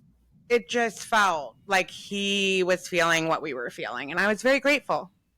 Yeah, I think it's interesting because he's the one asking the questions. So he brought it up. Yeah. But I think like you hope that what we saw 6 months ago on screen has evolved, that some sort of perspective from someone has evolved. And with a little bit of time and distance, they're like, yeah, I mean, at the time I was really upset. Thinking back on it, like maybe I overreacted or maybe I didn't. I don't accept his apology. I'm not accepting his apology. Either way, it's like just, we're still in the same exact cycle here. Yes. Yeah. And Brittany should have never told Janet what Zach said. That is my maybe controversial opinion. But like, dude, if somebody tells you something when they're really upset, their feelings are hurt, and they're blacked out drunk, and you go behind their back, and they're your best friend, and you go behind their back and tell one of your like side friends what they said about them, that's just being a dumb bitch. I know. My only hope was that like she said it drunk that same night. You know what I mean? Like, then I could be... It sounds like she said it, like, later. I know. And until the reunion... And she doesn't ever apologize. She doesn't act like she shouldn't have said it. I don't think she thinks that she was wrong. No, I don't either. And so I always thought she said it, like, that night. And then as they were talking during the reunion, it started to feel like it was later. You know, I just think you should know he said this, and I'm upset by it, too. And I was just... Wow, why would you... If anything, you go to Zach. Yes. You know, and say to him, that was too far. Yeah. Don't ever say that stuff again. Right. Yeah, I think, like, Brittany is such a classic example right now, at least in her life, with, like, all the codependent behavior and shit. It's like, a friend to all is a friend to none. She is losing people because she's not able to be loyal when the time is right. And I do think that's not a perfect example of that, but her watching Janet mistreat all of her best friends and not being like, that's bad behavior is not okay. That's what I was going to say. I did think that Kristen said it perfectly when she made that comment about how if Zach says something that is unkind towards someone that Brittany is close with, like Janet, she has no problem telling Zach. That's not okay. Right. But you're not willing to say that to Janet. And that is, this whole dynamic is weird. All of that. It is. It's all weird. It is weird. Yeah. Also, like, Janet is like, I want to move on from this more than anyone. But, and then, like, goes into her whole thing about she's not going to accept the apology. And I'm like, I can't with this anymore. I'm going to have to walk out of the room. Yeah. Yeah. And we haven't even gotten to the essay of it all. I know.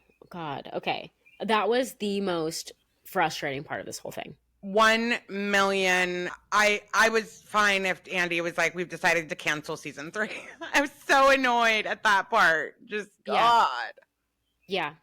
Like, if this was their audition to be on season 3, get Janet and Jason the fuck out of here because they're driving me fucking crazy. Yeah. And also Michelle can go. Jesse, you know, like. Bring in Tom Schwartz. Yeah. Obviously, we're going to get Sheena and Brock. So that's good. Now we got a little bring in Sandoval. It's fine. Honestly, bring in Sandoval. Yeah. At least he's fun. Yeah. Okay.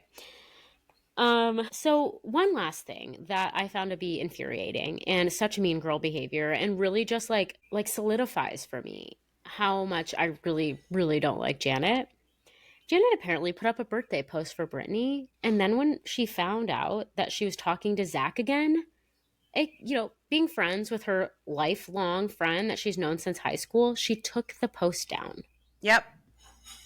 And it contradicted everything she had said in the 5 minutes before she admitted that, because, she's going on and on that I've never said that, I want everybody to be there for Brittany. I don't want anyone to have to, I've never made her choose. I've never talked about any of you guys that way.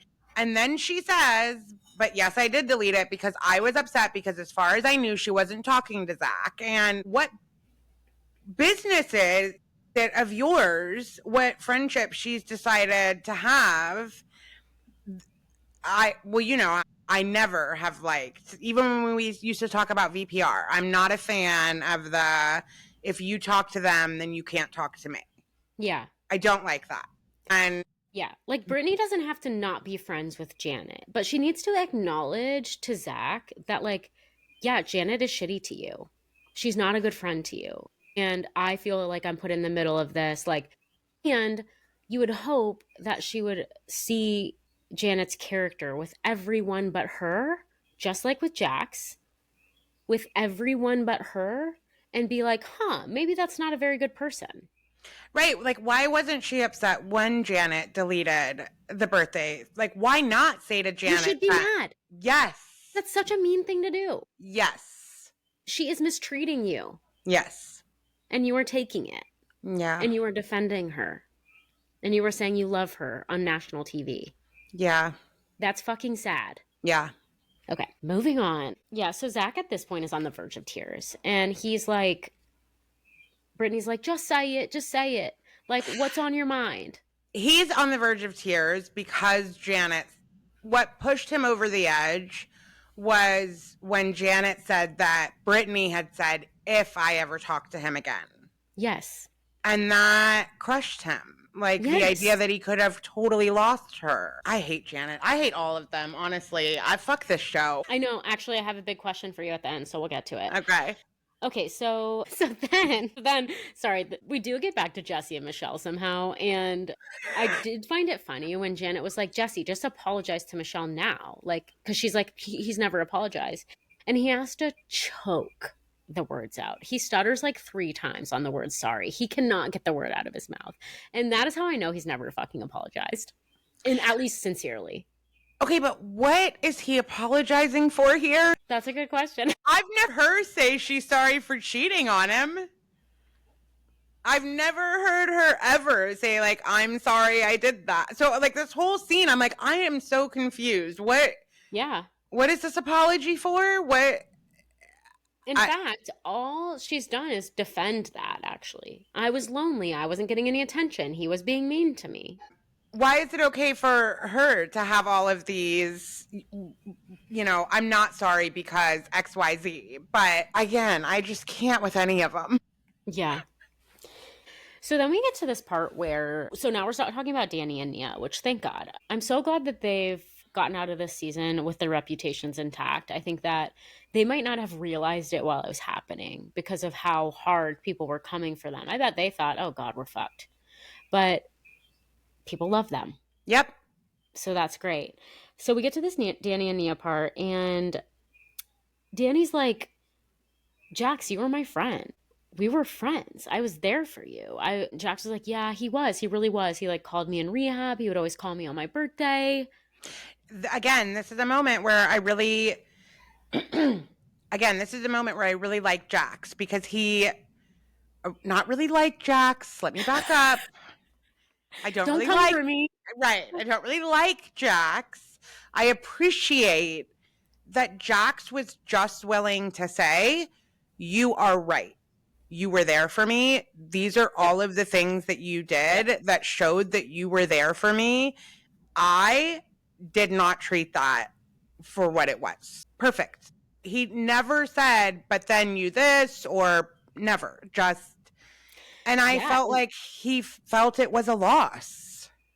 I agree with you. And I think that he regrets coming at Danny. And I do think that Brittany probably got in his ear about Danny and Nia getting a good edit. And I bet that that's what like spiraled this whole thing. I don't think that Brittany meant it. Like, I don't think Brittany was like, you should go after them. I think that Brittany said something that created a little idea in his head that if he went after them, he could potentially help his own reputation. Like, it was only for his own self-interest, but I do think that he got that idea from somewhere.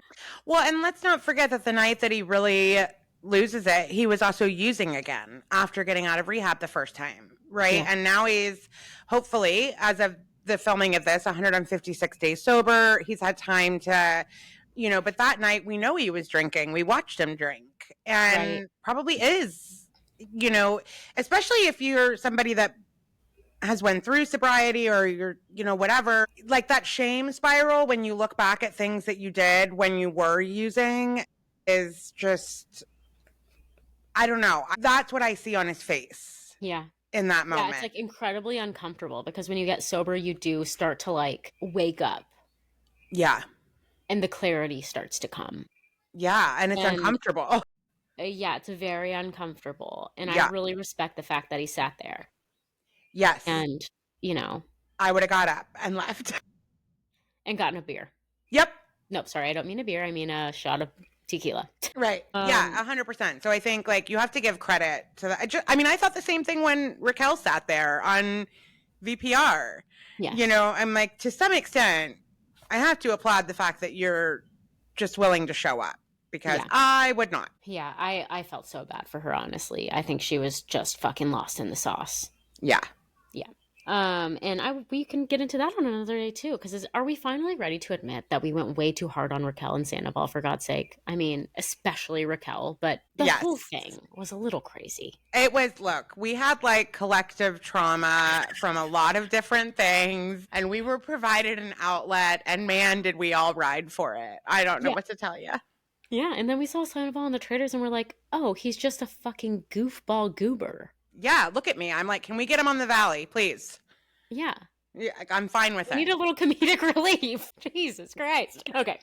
So we get into the Danny and Nia thing. Yeah. So, Jax is saying all the stuff that Danny did for him, and Zach whispers under his breath, and you treated them like shit. Yeah, and so then Zach whispers under his breath, yeah, and you treated them like shit. And Jax doesn't hear that because he's not hearing all the mics, but we hear that. And so Danny looks really upset, and they ask him, like, why did you do that? Why did you come after us like that? And Jack says that he was told that they get protected by Bravo. And he's like, you tried to ruin my character, my marriage. I cared about you. And it was so hurtful. And Jax apologizes. Good job. Good job. And seems to mean it. And Danny accepts his apology. And they're hopefully going to move forward. And so then then we get this whole segment about Danny and his drinking and all of this kind of stuff. So get ready to get really angry. Are you ready? Yeah, I think so. I mean, look, Jason comes out of the gate, and I don't know that I totally disagree with him. I don't know. But when he says, like, listen, we probably all have a little bit of a drinking issue. I've said to you before, especially whether it's exploring my own drinking or trying not to drink, I don't really know what I think a normal drinker looks like. I'm really not sure. Yeah. So I'm almost on Jason's side. Yeah. Because I'm like, it does seem like you all drink a lot. Yeah. And I'm trying not to project. But it does. I do get that impression, But maybe they're just doing it when they film. I don't know. Yeah, we don't know. But also, yeah, they live in a very different culture than us in terms of that LA life and all of that kind of stuff. But as also someone who had to quit drinking, it's like, yeah, you look at other people and you're like, that is a concerning sort of habit you've got going on there, for some of them especially. And yeah, but Jason says that, and it's like, okay, so if you all have a drinking problem, then why did you go after Danny so hard? Yeah, I thought it was really weird when Danny's like, so do you have a drinking problem? And Jason's like, I do have to be really careful and mindful. And I thought, why didn't you say that all season? Like, if that's true, why didn't you use that as the way to talk to Danny? Yeah. Your own, I struggle as well. It was weird. It didn't seem authentic. Yeah, it's like the problem isn't that you guys are trying to hold him accountable for his behavior. The problem is the way that you're going about it is so malicious and reckless and self-preservational.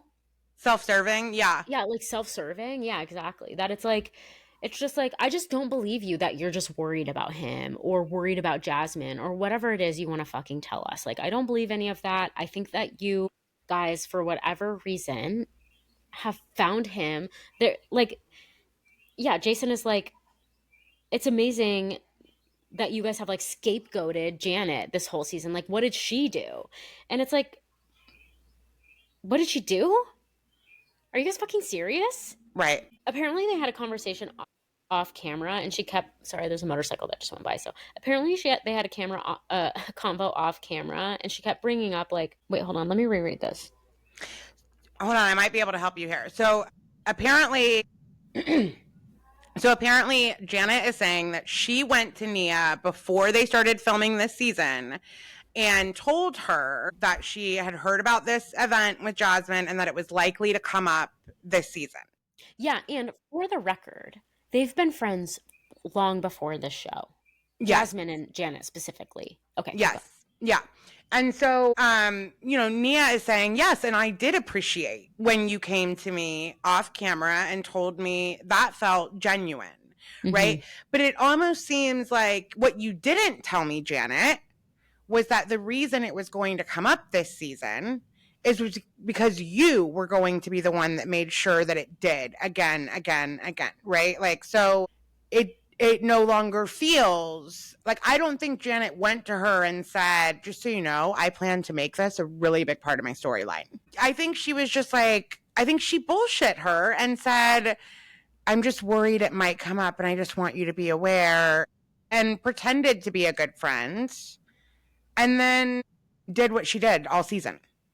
Yeah. And later Jasmine is like, but I think she had good intentions. And everybody's like, no, she didn't. And so it's like, at the same time, Jasmine, like, don't defend her intentions because I don't think she had good intent. Nobody is buying that she had good intentions. I think Janet told Jasmine to bring it up on camera because this happened last Halloween. It wasn't like it happened this summer.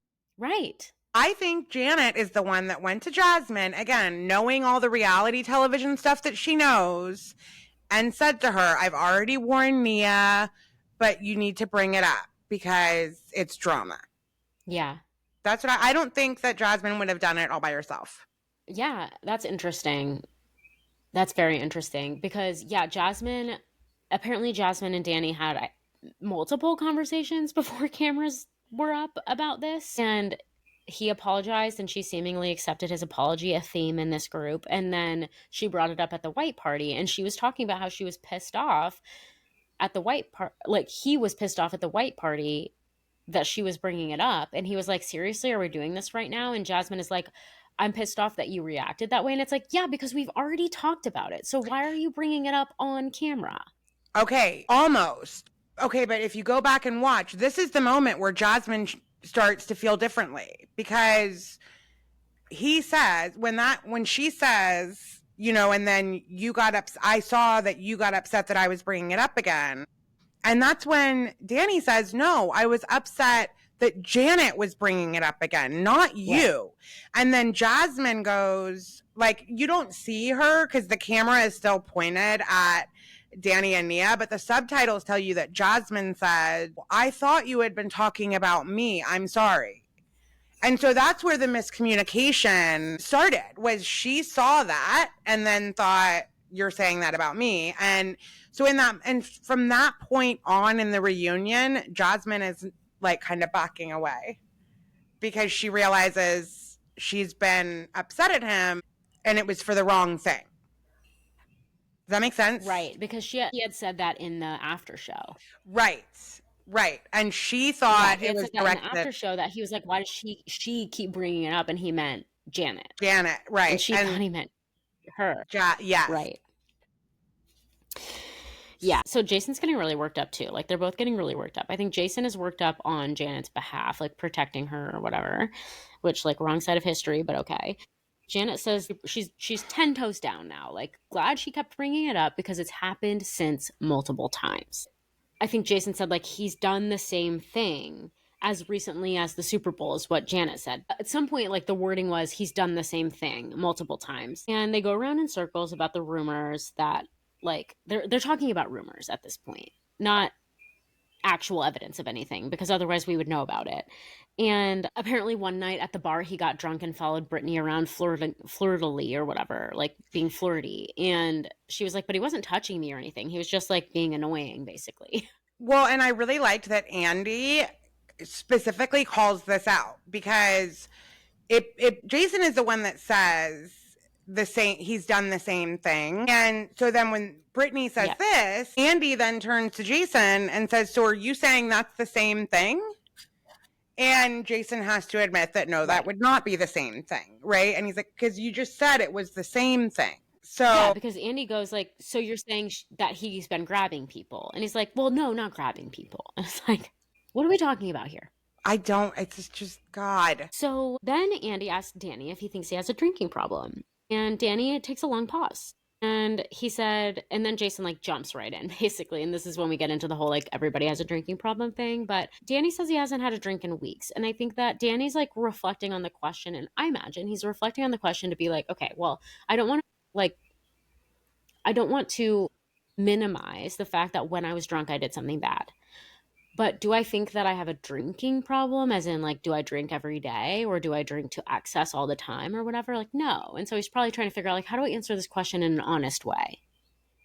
I agree. And that's when Jason jumps in, blah, blah, blah, blah, blah. And yeah, and Nia keeps reaching for Danny's hand. And like, during this whole thing, they're like trying to calm each other down. Like, then Nia gets all worked up and, you know, so they kind of go back and forth. And Jason says, I didn't want to get worked up and make this a thing. And Janet says under her breath, oh, and then he's like, you know, they're good people.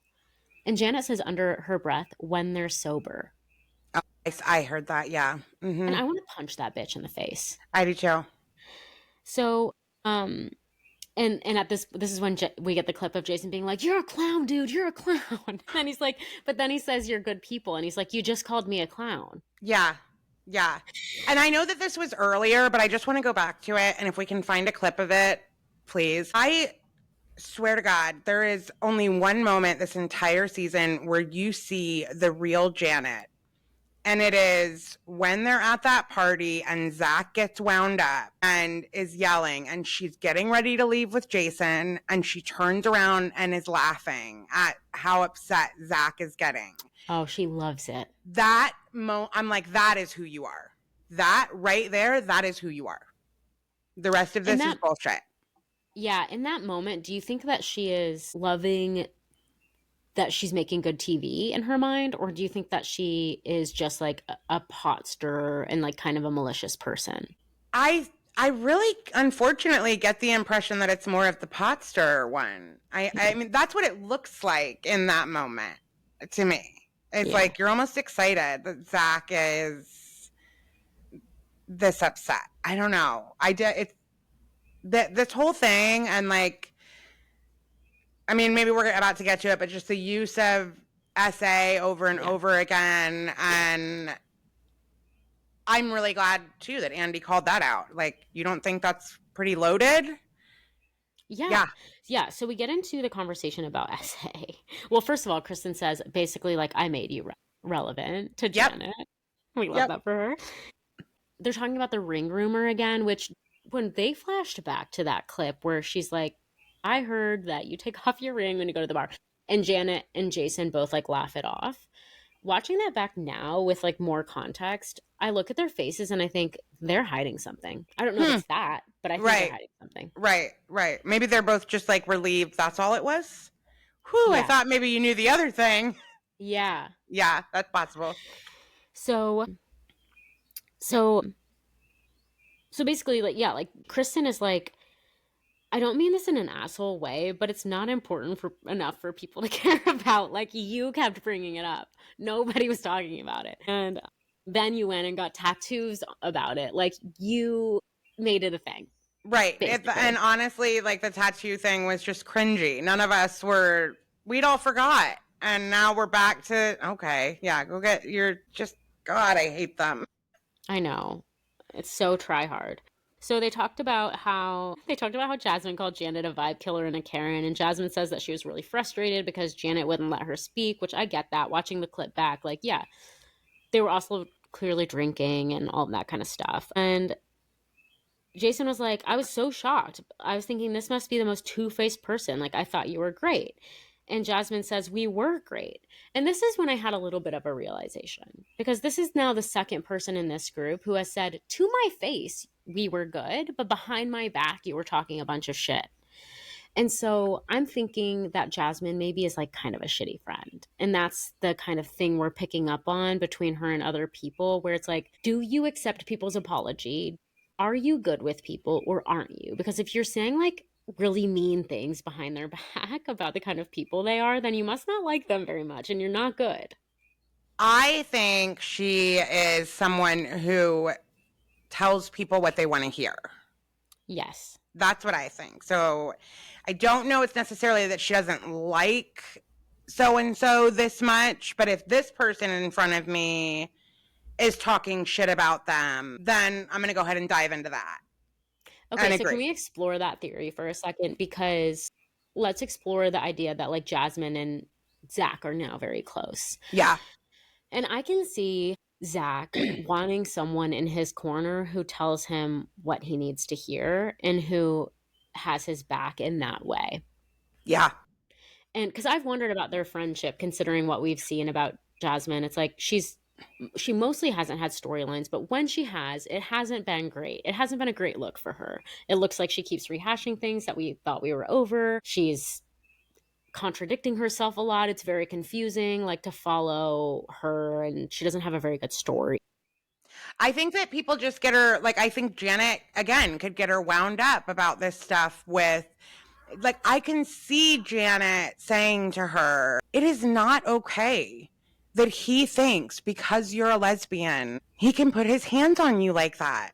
That's not okay. We would never tolerate that if you were not gay. Like, you have every right to be angry. And like, Janet, that's what she does. And I think Jasmine could go with it. And whoever is in front of her in that moment, she seems to just be very easily influenced and fall into. Yeah. The people pleaser, Mhm. like, of that type of people pleaser. That's interesting. I wonder if we were to get her to know her better, if we would find that to be true or not. Because obviously these are all just theories. We don't know these people. Janet might be perfectly nice. Okay, I don't know that we're going to go that far, right? Yeah, maybe Jax is a great boyfriend. I don't know. Yeah. Maybe. He was just playing a character. So, yeah, and they talk a lot about how, I thought, one of the things I thought was interesting about this reunion is they talk, A, about watching the show back, and B, about watching the after show back, and like what their takeaways were after watching each other's interviews or watching the show back. And like Jason and Janet are like sticking to the story that they were the victims in all of this whole thing, that they've been somehow unfairly prosecuted or persecuted, for what's going on. And Kristen is talking about how it's like, yeah, she stopped acting like herself, and Jasmine agrees. Yeah.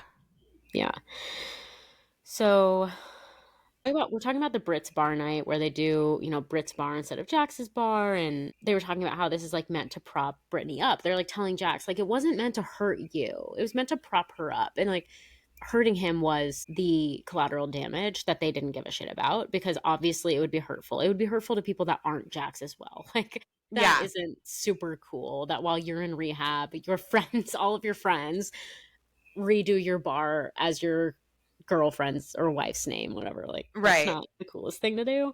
So I understand why he's upset, but, and he says, like, it was really hurtful. And this is a new vocabulary for Jax. He has not often talked about things being hurtful.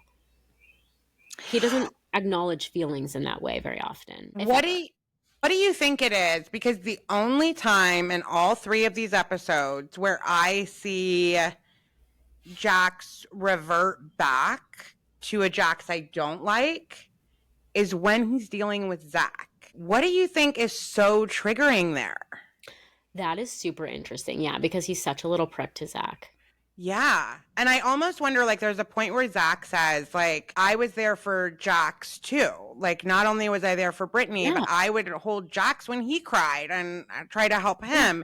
And I almost wonder if Jax got so close with Zach that it feels like a bigger betrayal. I don't know. It's just, I noticed that was the only person sitting there when he would talk that I'd be like, that's the Jax I don't like.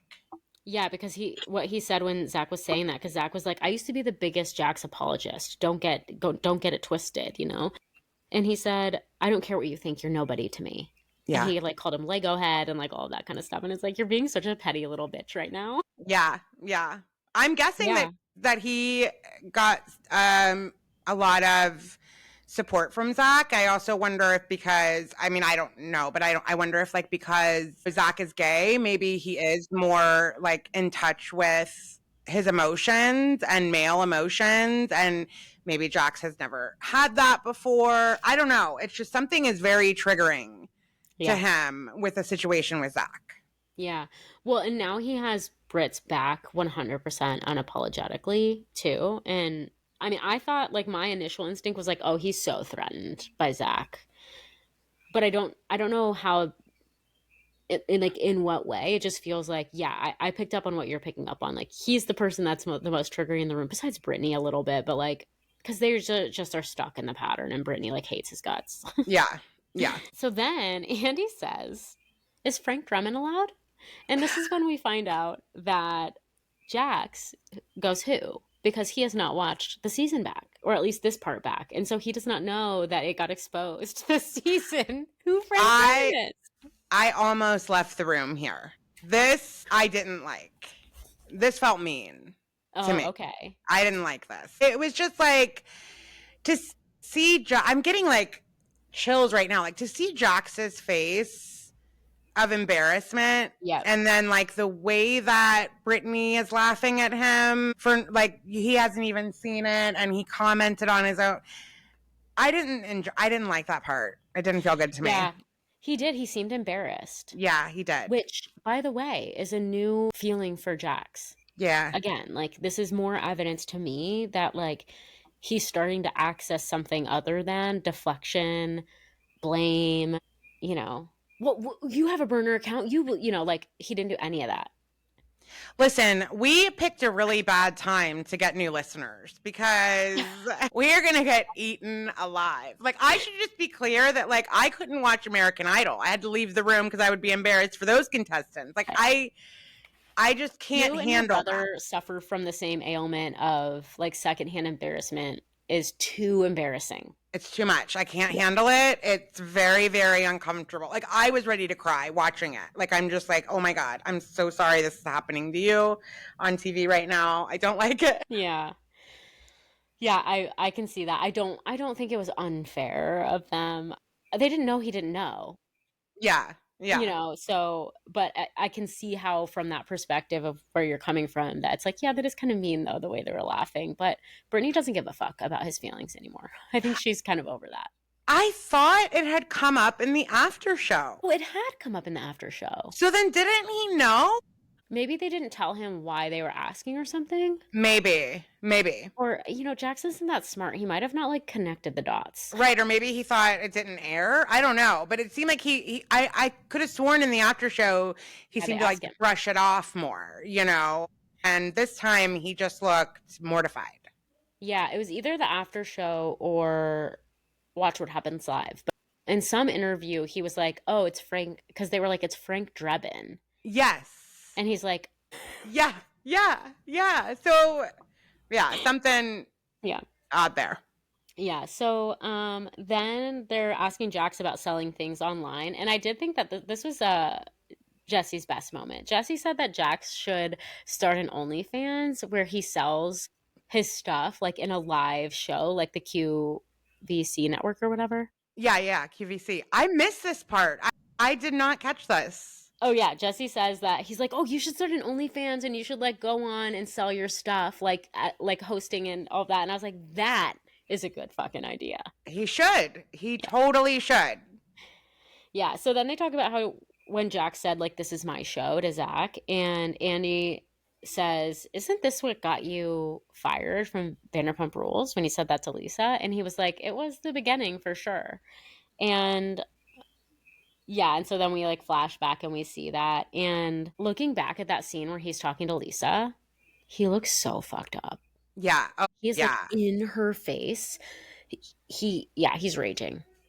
There's so many times now, though, that, like, I watch back on VPR, like, when he actually, the clip that we put in the beginning of our podcast, when he's like talking about how he's the number one guy in the group. When I actually watch that scene, I'm like, good God, you need to lay down. Bullets. Yeah. He's red. His veins are popping out of his head. Yeah. Yeah. And so then Andy asks the group, like, is this Jax's show? And everyone is like, no. And Danny goes, he's like, you said you fired everyone from season 1 because you didn't like the edit you got. And he goes, oh, I don't have that kind of control. And everyone starts laughing and they're like, yeah, we know.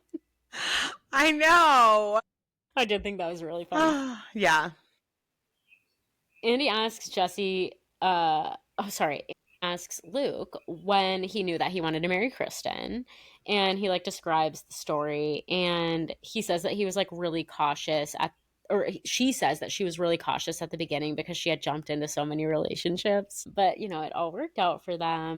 And there's, like, a pointed look between her and Jax, because in season 1 there was that whole thing of, like, you jump from relationship to relationship, like, all that kind of stuff. Yeah. Which is very true. It is. I can relate to that. It worked out. Yeah. They talk about the ring, and Jason says it's over 4 carats, and Janet gives him this look, and I did get a video because it pissed me off so much. And let me just really quick caveat this by saying this look could have been from anything. The producers actually heard from that TikTok that, like, the producers that's why they have them sitting alone, like, so far away from each other on the couch, so that they can capture all of these reactions and then use them whenever they want. So this could have been a reaction to anything. Yes. Okay. I will hold out the idea that could be true. But here's the look.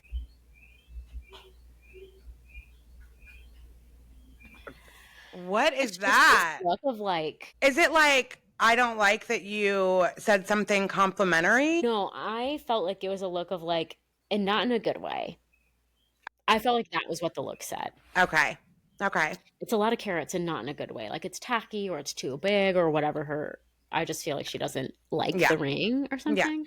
Yeah. One other funny thing that they do in this part is they flash back to Sheena singing Good as Gold. Yes. And she's so tone deaf. It's like painful. Yes. Yeah. But you know what? It's like no matter how much I make fun of Sheena, it's like I always have to remind myself, like she's out there doing it. The confidence. Yes. Or whatever it takes yes. to do what she does, despite watching yourself back and seeing just how bad you are, not only at singing, but performing, is really something. I mean, you know what? Good for you. Yeah. Just go for it. Go for it, girl. Toxic main character energy. There you go. Okay, so everyone seems to agree that Janet is different on camera, and Danny and Nia are particularly pissed off because they thought Janet was a good friend. And this is when we find out that Janet was the first person to meet their baby. She danced with their son in their living room. And at this point, Janet and Jason basically start being like, we weren't as good of friends as you're making it sound. And that's just so shitty because you can tell on Danny and Nia's faces that they're just like, who are you? Yeah. We let you in because we are good, naive people and we think the best of people. And you betrayed our trust, you know? Yes. They're so sweet. And are just doubling down. Yes. You know what I mean? Like, you have the opportunity here. I don't even know how you try to explain why you kept making this worse and worse. I don't know. But you can certainly say something here, whether it is I was doing it for ratings or I was upset I didn't feel you were taking accountability or anything. Yeah. Other than, what do you want me to call it? Molestation? What? Like, yeah, you're so this horrible. is when we get to the essay part. And this whole segment was just like infuriating to watch for a lot of different reasons. Janet and Jason have not come off well during this entire season or 3-part reunion. There has not been really a redeeming moment for them. Danny and Nia seem lovely and normal and very sweet. And so it's just hard to watch this. Nia is going off on Janet because she's like so mad, and they like ask, Andy asks, like, do you still stand by calling it sexual assault? And Janet goes again 10 toes down and says basically like, don't do bad things if you don't want me to say it. Yeah.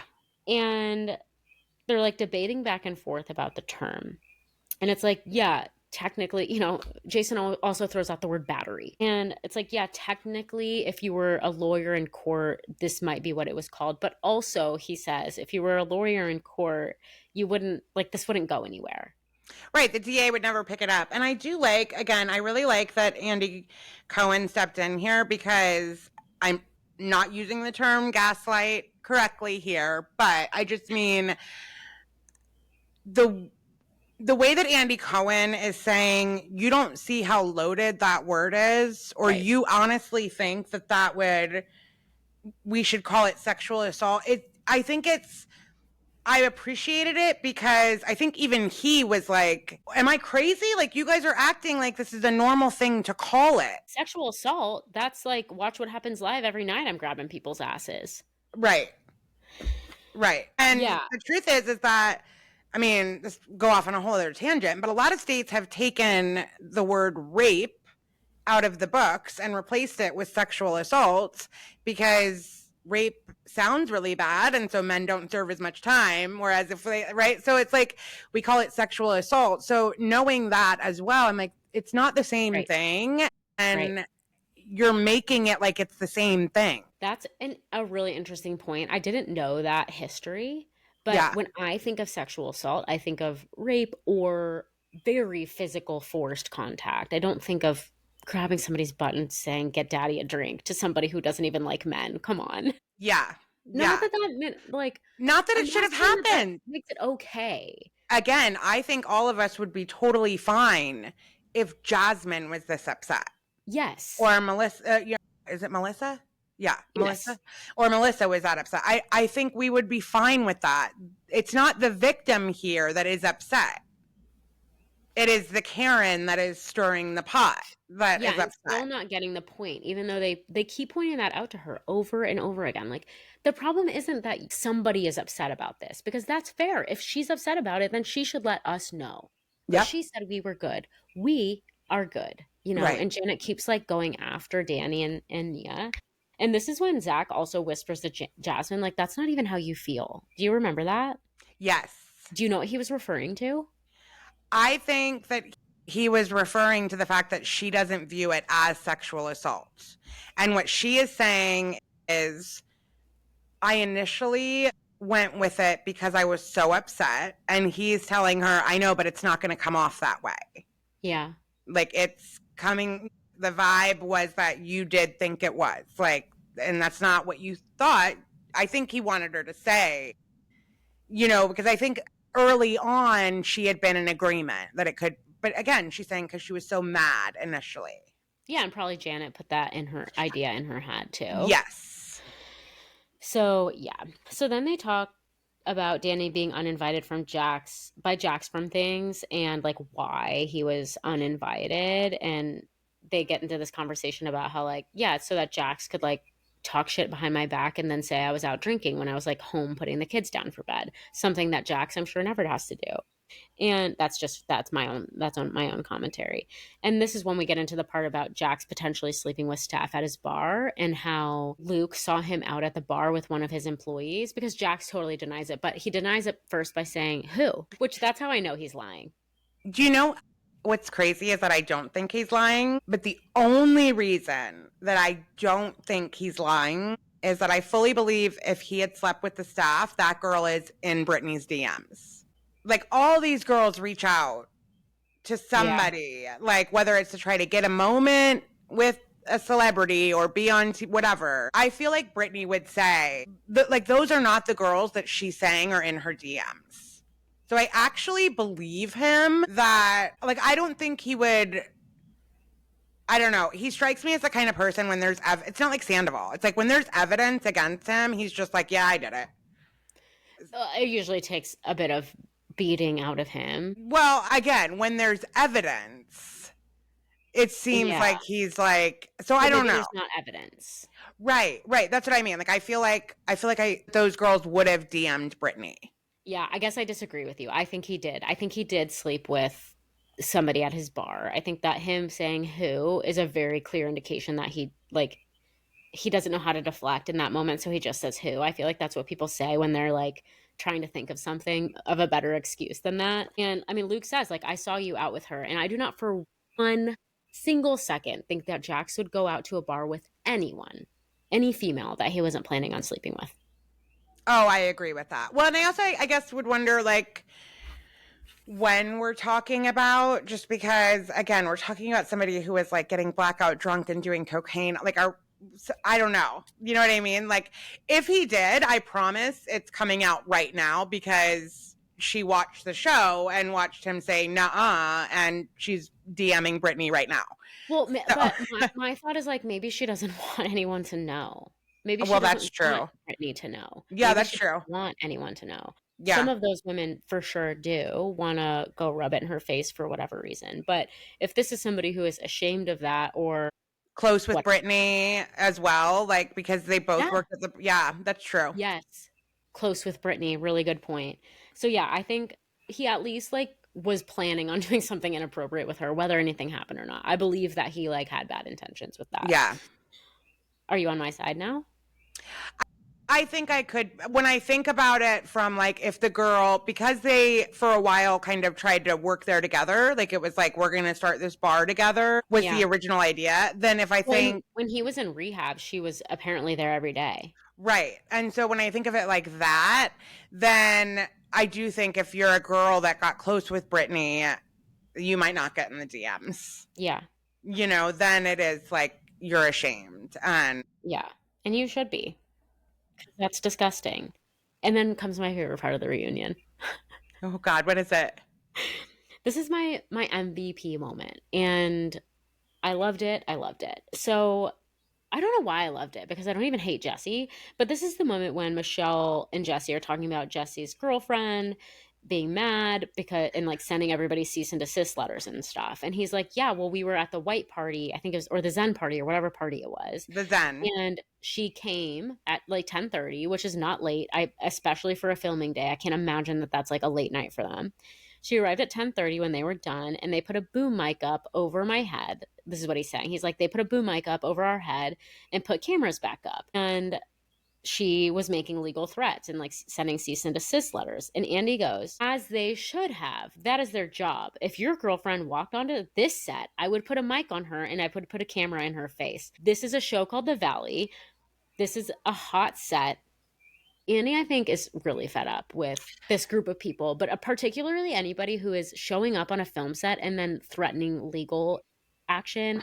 I bet that the higher ups at Bravo do not like that. This is not the first you have this going on, right? The threatening of the legal action. We know something else happened this season where they had to cut something that we all saw if we watched live, but then in subsequent edits was gone. You also have someone else who is throwing around say for no other reason than to get rating. Like, if you're him, like, none of this feels real now, all of you, whether it is you're hiding stuff or you're exaggerating stuff. I've had it. Yeah. I've had it. And yeah. I am telling you, Andy, us too. Yeah. We've had it. Yeah. So. And the other thing is, Kristen says right then, can we all agree to not do this next season? Which tells me that this has happened more than, like, you know what I'm saying? Like, she's like fed up with, what are we doing? Yeah. She's like, all these fucking newbies, these noobs, come onto my fucking TV show. Yeah. And they act like they've never been out in public before. Yes. Y'all are ruining it. Okay, so they end up making Jesse and Michelle say something nice to each other. And why, I don't know. They asked Jason if he feels resolved, and he says it's tough and sad. They asked Zach if there's anything he would like to say to the group, and Zach says, Janet, if you take accountability for what you've done, then I'll take accountability for what I've done, and we can move forward. And he unblocks her on stage. Do I believe they're going to move forward? Absolutely not. Janet is going to forever hold this over his head. She's going to be a little cunt about it, but it is what it is. No, she's not. I think you're wrong there. I think she is going to go on an apology tour while cameras are down. You think? Yeah, while cameras are down, she's going to go on an apology. Because, again, you can't have the show if they won't film together. And right now, her and Jason are on the outs with just about everybody that matters. I think they'll go on an apology tour, again, while cameras are down. Now, what she'll do once cameras come back up and what drama she'll start again, I don't know. But in that moment, she looked like she was getting just how alone she really is towards the end of this reunion. We will see. I mean, I would love to see the side of Janet that everybody swears that they know and like. I would love to see that side of her. Yeah. Lean into postpartum, girl. Oh, yeah. It was postpartum, right? You just, you know, but you're good and now. It could be. She is postpartum. Could be. If she would have said that one single time, we would have like a ton of grace for her, for instance. Oh my God. 100%. Like, I don't know what was wrong with me. It was just, I don't know. Jason is not acting like this is out of character for her, though. No, but I don't think they've been together that long. And again, I think like his lack of confidence just like almost makes him lean in harder. It's sad. Yeah. Okay, so he asked Jax about his goals, and he says that he hopes that him and that Brittany can forgive him and they can like move forward.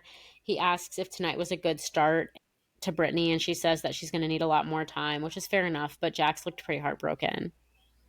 Yeah. So does she, to be fair, but like she always looks heartbroken. And then they bring out mocktails and baby bottles, and they all cheers with mocktails and baby bottles. And this is when Janet is like, these are glass. Wow, these are really nice baby bottles. And it's like, who are you? I can't tell who you are. So then they all stand up and like do their cheers. And Kristen, the way that she stands up, did you watch? No. She's just so pregnant. So she does the whole thing where she like puts her belly first and like has to take somebody's hand and like, you know, God, it's so relatable. Yeah. Yeah. Okay. So Cass, I have two final questions for you. Okay. Okay. So we've watched Now, we've suffered through 2 seasons of The Valley, Yeah. Yeah. and we're allegedly getting a 3rd season. So, are we going to recap season 3? I can't possibly answer that yet. What do you need to know first? Listen, if you give me Schwartz and Sandoval and, Oh, yeah. like maybe some fresh new drama that's not making me want to go to therapy or question drinking, or then maybe, Okay. maybe. Would not watch with this exact group. Would you watch with this group minus Jax plus Sheena Brock? Like, if that's the only cast shakeup? There is somebody else that I would need to have gone in addition to Jax. Yeah. Okay. So, but yeah, okay. So if those 2 people were gone, you would watch. I'd give it a chance. I think I'll give it a chance no matter what. Yeah. I just don't know if I'm going to want to recap it or not. And I was Yeah. wondering what your thoughts would be, but we can always try episode 1. And then if we fall off, we fall off. We also have a while. They haven't even picked up cameras. They've decided to not film until the fall, which means because they know now they've got the new VPR coming out. So they bought themselves some time. Yeah. So we've got a while. Yeah. I didn't watch VPR when it was coming out, so I didn't have to wait for the new seasons. Same. And it actually is like painstaking to have to wait a full year. I'm like, I don't care about these people anymore. Same. I didn't watch VPR until Scandival happened. Right. It was perfect. It was Yeah, great. so you can binge the whole thing. You're very bought into their storylines. Their lives are like really moving at a clip that you can Absolutely. Yeah. Okay, so my last question for you, Cass, is who is your MVP of the season and who is your least valuable player of the season? Your LVP. Is that a thing? And It not can your be. Lisa, who's your Lisa Vanderpump of the season? It can be. Okay, my MVP is Kristen. And when Andy talks to Kristen during this episode, just about the growth that he has seen in her and being proud of her, like I felt like he meant it, and I feel the same way. Yeah. I think she's had a beautiful journey. I think she is evidence of what we've talked about before, that people can change and they can become better and they can Evolve. Yeah. And so I'm very, very, very happy for her. She is my MVP. I thought she handled the whole season really well. Even when she had her freak out, and yelled at her about being a fan and all, like takes accountability right away. She's still willing to just own it. And I'm sorry. And dude, Janet deserved it. Yes, 100%. Like, you have nothing to apologize for. She's apologizing because it's the nice thing to do to somebody to try to like build bridges back. Yeah. It's what you do when you're on a reality TV show like this, when you want to film with somebody next season, Janet. Yeah. In order to keep your job, you need to accept her apology. That's right. Yep. Okay. My and then least, who do you think it is? Well, I mean, I guess it's probably Janet. It's Michelle. Okay, that was actually going to be my first instinct. It's Michelle. I don't want to watch her anymore. I find her boring and manipulative and always in the role of the victim. And I have deep dived her, and there's no excuse for her accent. None. There's no excuse for how she says threatening or threatened. Threatening. No excuse You're for that. threatening me. No excuse for that. Huh, okay. I love So, that. how about you? My MVP. Okay, so I'm gonna go 1, 2, 3, and then we're gonna say, because I bet you know who my MVP is. Hold on, wait, okay, I'm ready. All right, ready? 1, Yep. 2, 3, Zach. Zach. Did you say Zach? Yeah, I did. Yeah. But I said it before you. Like, you didn't say it. Oh, really? I was like confused. I'm like, you didn't say it. No, I said, man. yeah, Zach. Yeah. Yeah, I started the season not liking him and finding him to be annoying. And over the season, he really grew on me. And I found that I was like on his side. He was like, he can be annoying, as can everyone. Like, he can be a little bitchy when his feelings are hurt and when he like wants to be, he did say Janet should have a miscarriage. So like, let's not forget. But I think that he had a really good season. I think that he rode hard for his friends. I think that he played a big part in the season, but it didn't feel like he did it to get airtime, which is kind of like hard to do, I feel like. And he does just seem like a fun, nice, like caring, thoughtful, and politically engaged king. Yes. Yeah. I don't think he got a very good, truthfully, I don't think he got a very good edit season 1. He was also just like a friend of, so we didn't see as much of him. But what we did see was like this kind of needy, obnoxious. And this season, yeah, we really got to see more of him, and I liked him too. Yeah, and he's been in tons and tons of interviews, and I feel like what we saw of him this season is more aligned with who he seems to be. Yes. Based on the interviews and stuff I've seen. So, yeah. And then my LVP is, I mean, yeah, like, God, it's a 3-way tie. Really? Okay, so pick. if it's a 3-way tie, is it Janet, Jesse? No? Is it Jason? No. Oh my God. I agree with you. I don't want to see Michelle. And then Jasmine. I mean, girl, either get a better situation. You're just, similar to Michelle. She's either boring or she's causing drama that's not interesting. Yeah. And I guess we should say we probably did not even consider Jax in the category because he's not here next season. Right. Oh, yeah. I actually didn't. I actually forgot about Jax. Me too, which I think that makes him the least valuable player by definition. But again, we're going off of who we want to see next season, and we know he's not there, so we didn't include him. But Michelle, I just, no. What if you forgot to give that caveat and everybody like watched this and we were like Jax apologizing the whole thing, and then we didn't even make him our LVP? Like, this is why, again, I don't run the social media, because you would text me and be like, they're not liking it, and I would be like, I will not go look. Yeah. In my mind, they love it. I will not. I have really been, relishing when people disagree with me. I know. I don't know what it is. Something's gotten into me. Wild. Like, we had it wasn't even a bad comment. Just somebody did not finish watching a reel and commented, about the influencer we had talked about, and was just like, why don't you think she's an inspiration? And I'm like, I am not responding to her. And you immediately went on there and were like, I think if you watch the whole thing, you'd see that is what we said. I'm like, all right, go. Don't take one sentence out of context and then write a comment on my fucking Instagram, except for please do, because then it gets it in front of more people. So go ahead, write as many comments as you want. But I actually wrote back to the, because I had emailed the influencer to make sure she was okay with us tagging her Charm Days, and she had, written back. So I wrote her last night and thanked her. Oh, that's nice. I was going to ask. I wrote her last night and thanked her and just told her how much I appreciated her elevating our voice, even though we were celebrating her. But I also told her one of the things that I loved the most was the kind of people that it brought to our comments. Totally. What we've wanted is to have a community of women or men, but mostly women. Yeah. That, we I don't know, just women a little bit. Gay men. Yeah. Gay men are welcome. Just a judgment-free, kind.